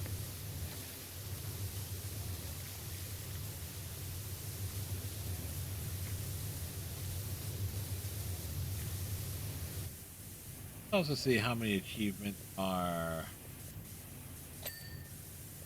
Reading? left here. Yep, 9 achievements left. Complete all jobs in career mode. On the next episode of Fred's Adventure, we will find out what the hell it is I'll be playing on tomorrow night. Own all washers and attachments at the same time. Apply a skin to a washer. I thought I did that. Oh no, you don't get the skins until afterwards. In the shopping mall, clean the aisle first. The town folk shop, clean the mouse last. And some of these are just item related. Own things or use things. Yeah. Own and use things.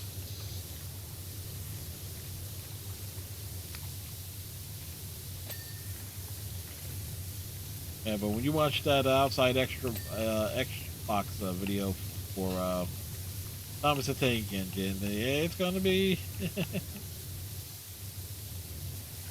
Typical Mike and Andy. Yeah, you can tell like Jane wasn't around to supervise them. We all love Jane and Ellen. But sometimes Andy and Mike being silly is fun too.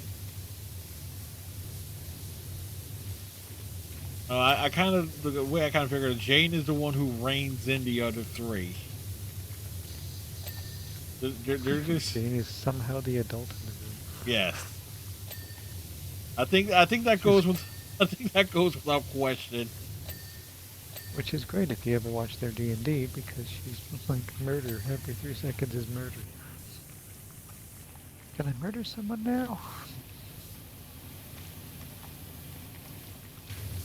Like, Jane is bloodthirsty. No, you kind of can tell that she has she puts on a bit of a front with she's doing the outside Xbox videos. where she's kind of presenting a professional-ish demeanor, not as many quips or one line. Mischievous.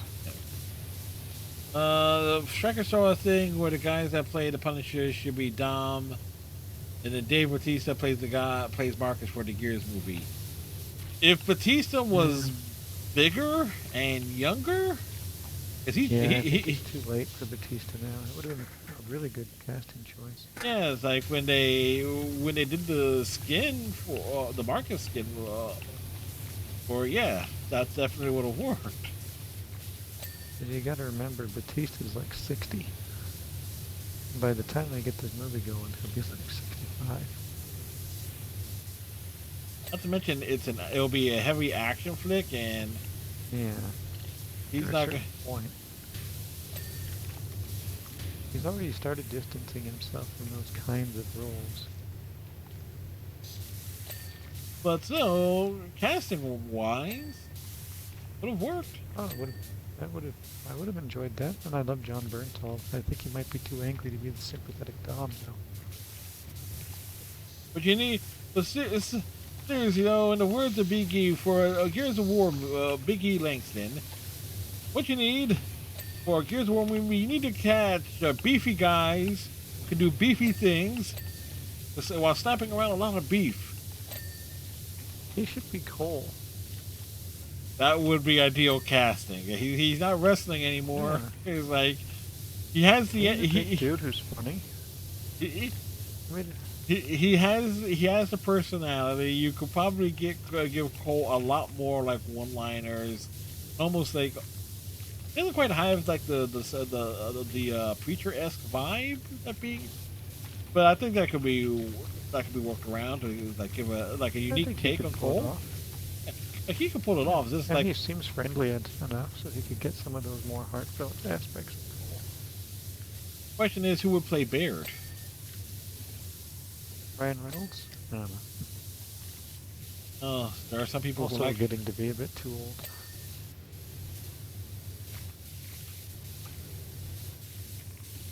Yeah, that's why he says like Deadpool is the perfect role for him.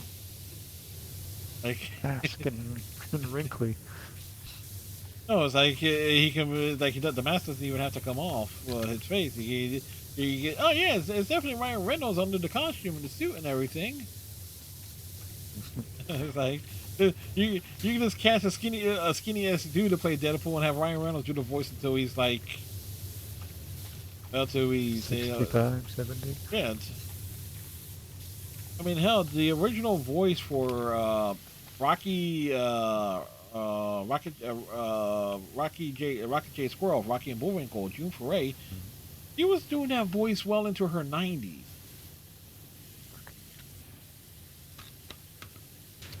That's absurd. Some folks, in terms of voice actors, they will, it's like they may, if they're like, hey, granted, they did not have many roles for that voice, but she did a lot of other stuff, like a lot of other voiceover roles. But if the voice is still there, you don't have to recast. That's true.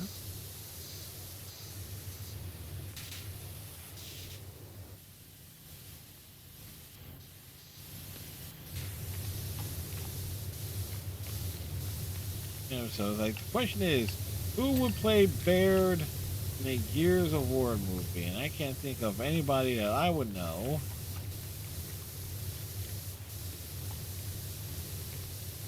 Like anybody that I would have considered playing is probably far too damn old for it. Yeah, that's a big part of the problem. And I don't know anybody young enough that could like.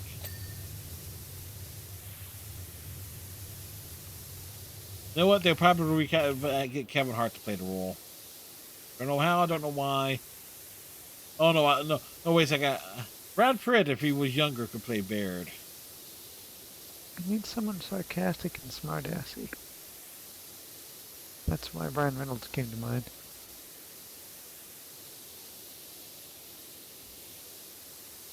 And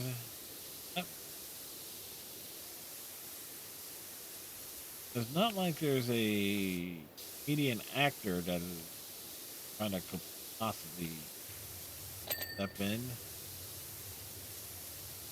Tom Cruise, but he's short. Oh yeah, everybody You was. can play the role. I know. I just had a horrifying thought of who they'll get to play Marcus in a Gears of War film. Mm-hmm. They'll get Dwayne Johnson. So bad. Movies are so bad. Name me a good rock movie and I name you a liar.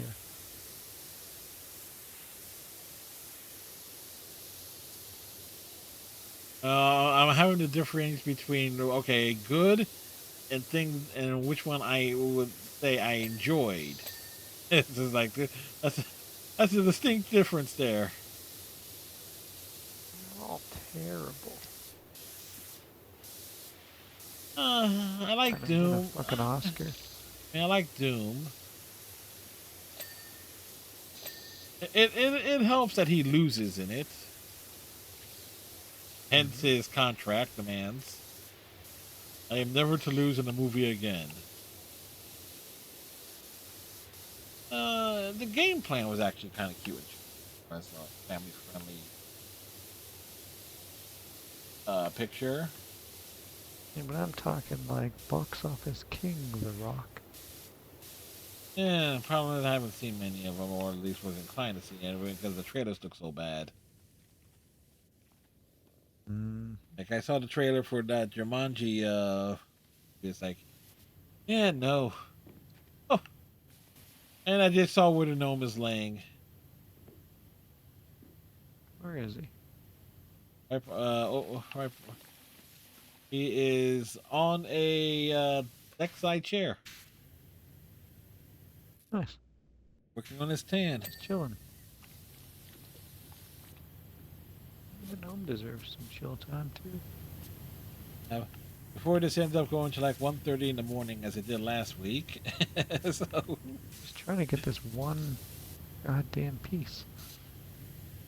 It's hard to get it from this angle.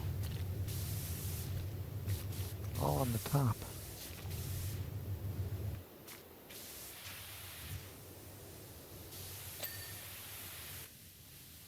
got it. There you go. Yeah.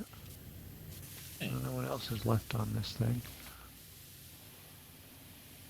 All right, so 20, a little over a quarter of it done. Under. There. Yeah.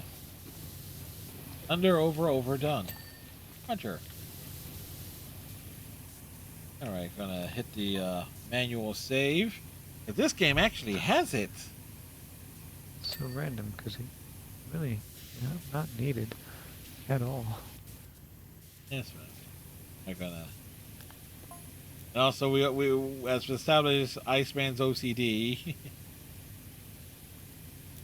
Oh yeah, go ahead. Yes. That's fine. The Rockies swept the Astros. The fuck? I am kind of curious. MLB standings.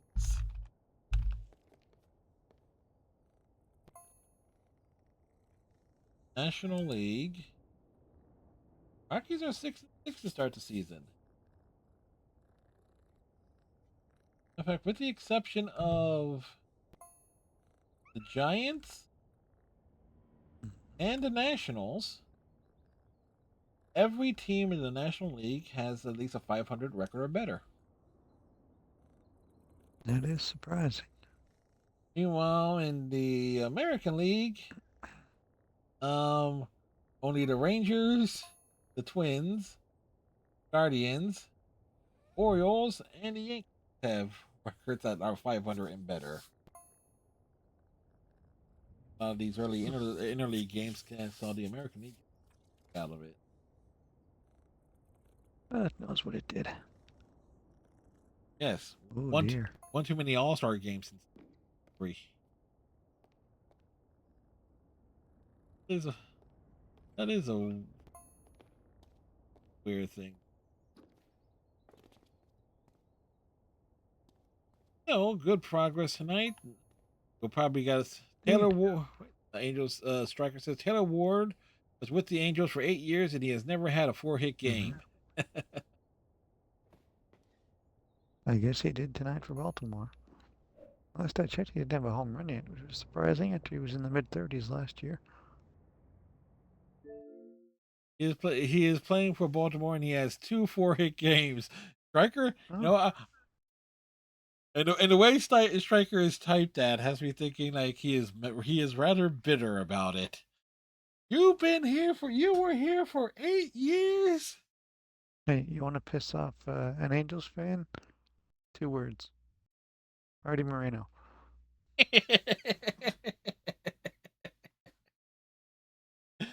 What a fucking horrible owner. I feel legitimately bad for the Angels fans because I loved the Angels when I was a kid.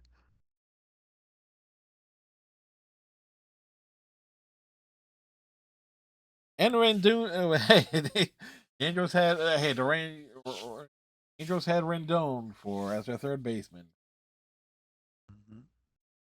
Many years. Well, he's a free agent. Yep. You guys are interested. Somebody needs a third baseman. Got a hole in the line. You need a hole in your lineup that needs to be made bigger.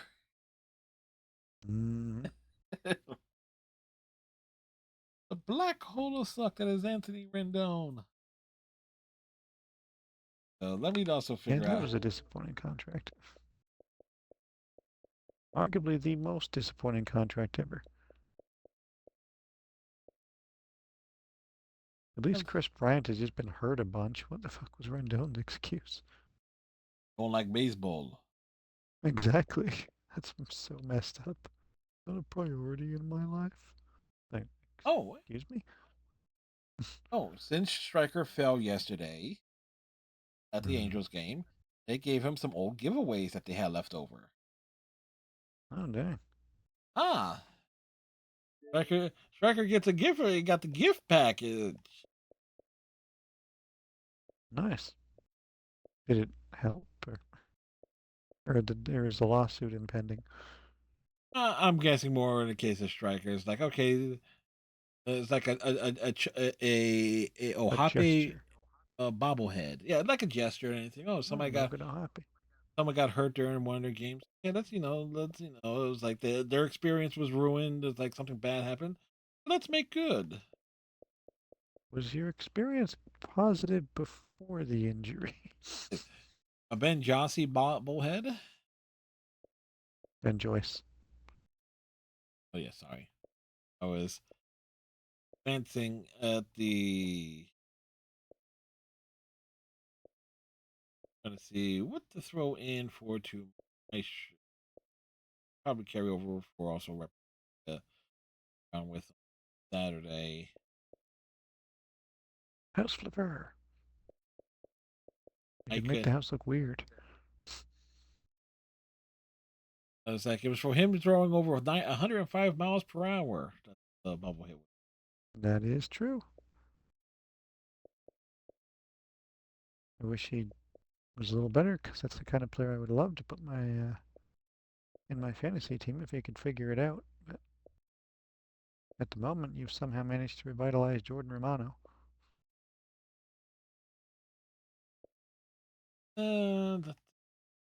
What we're looking for is something that I would just mess around with, not something I would come.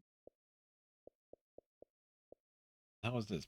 I kept thinking it's like I didn't buy Pigeon Simulator. Then I realized, oh, it's a Game Pass. It's like I don't remember that. There's some sort of road trippy game that I saw was coming to Game Pass. It might not have come yet though. But I thought, that sounds semi-interesting. Like an RV. I'm not sure. Because if it is, I know exactly what you're talking about, and I'll be down for that.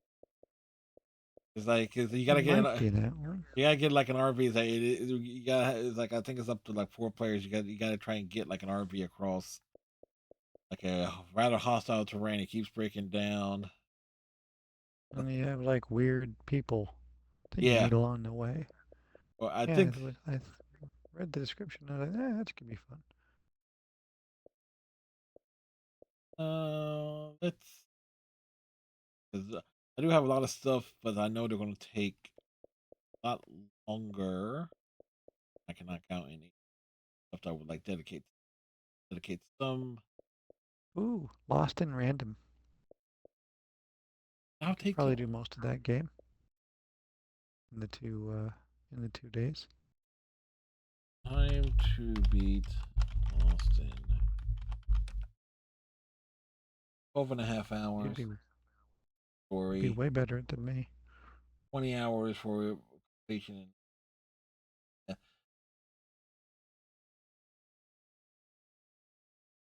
that's It's charming, if nothing else.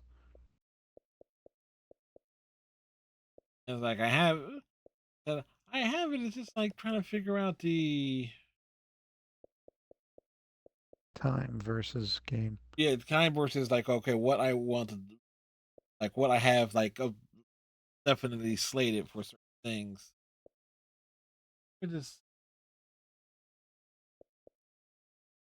We just go back and mess around and try and get stuff other achievements.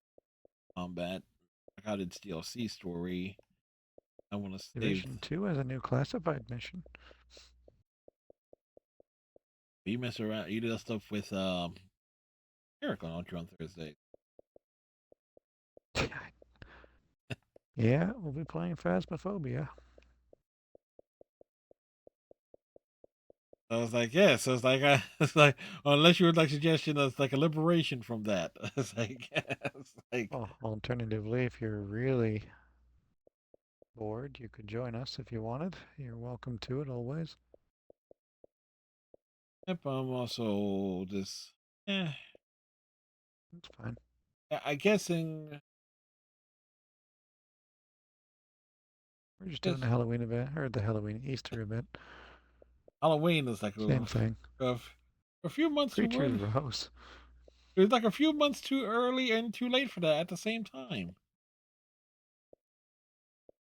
Well, I'd rather celebrate Halloween than Easter. I decided tomorrow I would, it's just like a 3 hour-ish Overwatch stream. Sure. I can knock out the weeklies, and then Saturday I can probably knock out something else there for it. Uh, because I just want to make sure Hades 2 Xbox release date is slated for April 14th. Get that one night of it for. Oh wait, so I have 3 nights. You could do Lost in Random. Potentially, if I don't get sidetracked, I do get sidetracked. That's the question. Sidetracked. Even if you got sidetracked, it would only be an additional stream. The estimated for like a lot of its side contents, like 20 hours. That's 3 hours ish tomorrow, 5 on Saturday, 3 on 11. And 7 said it ish. took about 12 to finish the game, so yeah, it would probably take you a But fourth day to finish the game. it would take me it would take me like a 5 to 6 streams, factoring in Saturdays. Fair enough. Uh I just want you to play it at some point because I think you're really going to like it. oh, I know I would like it because I saw someone I was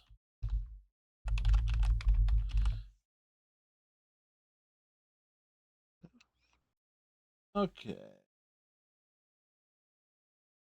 Hey,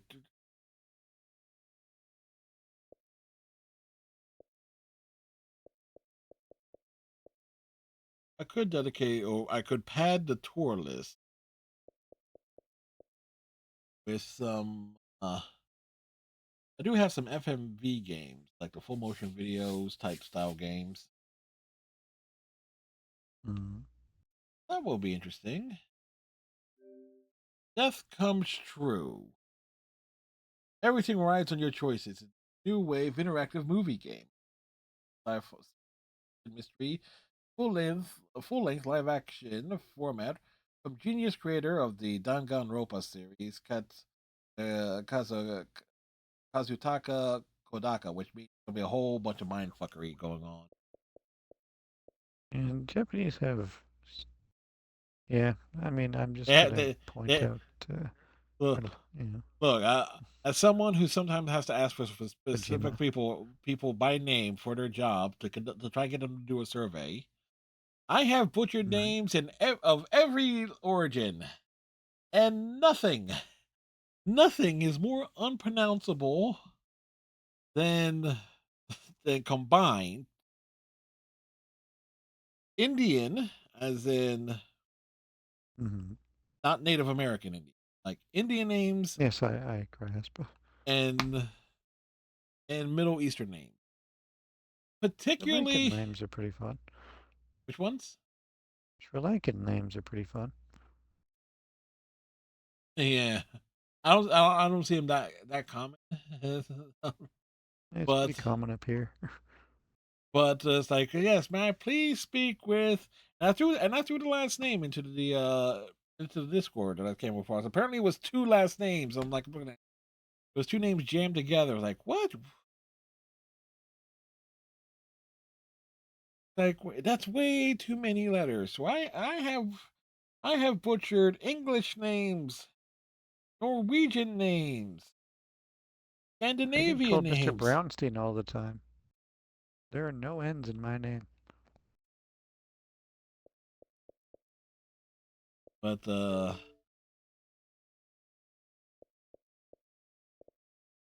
Game Hub so up here, like, because it caught my attention.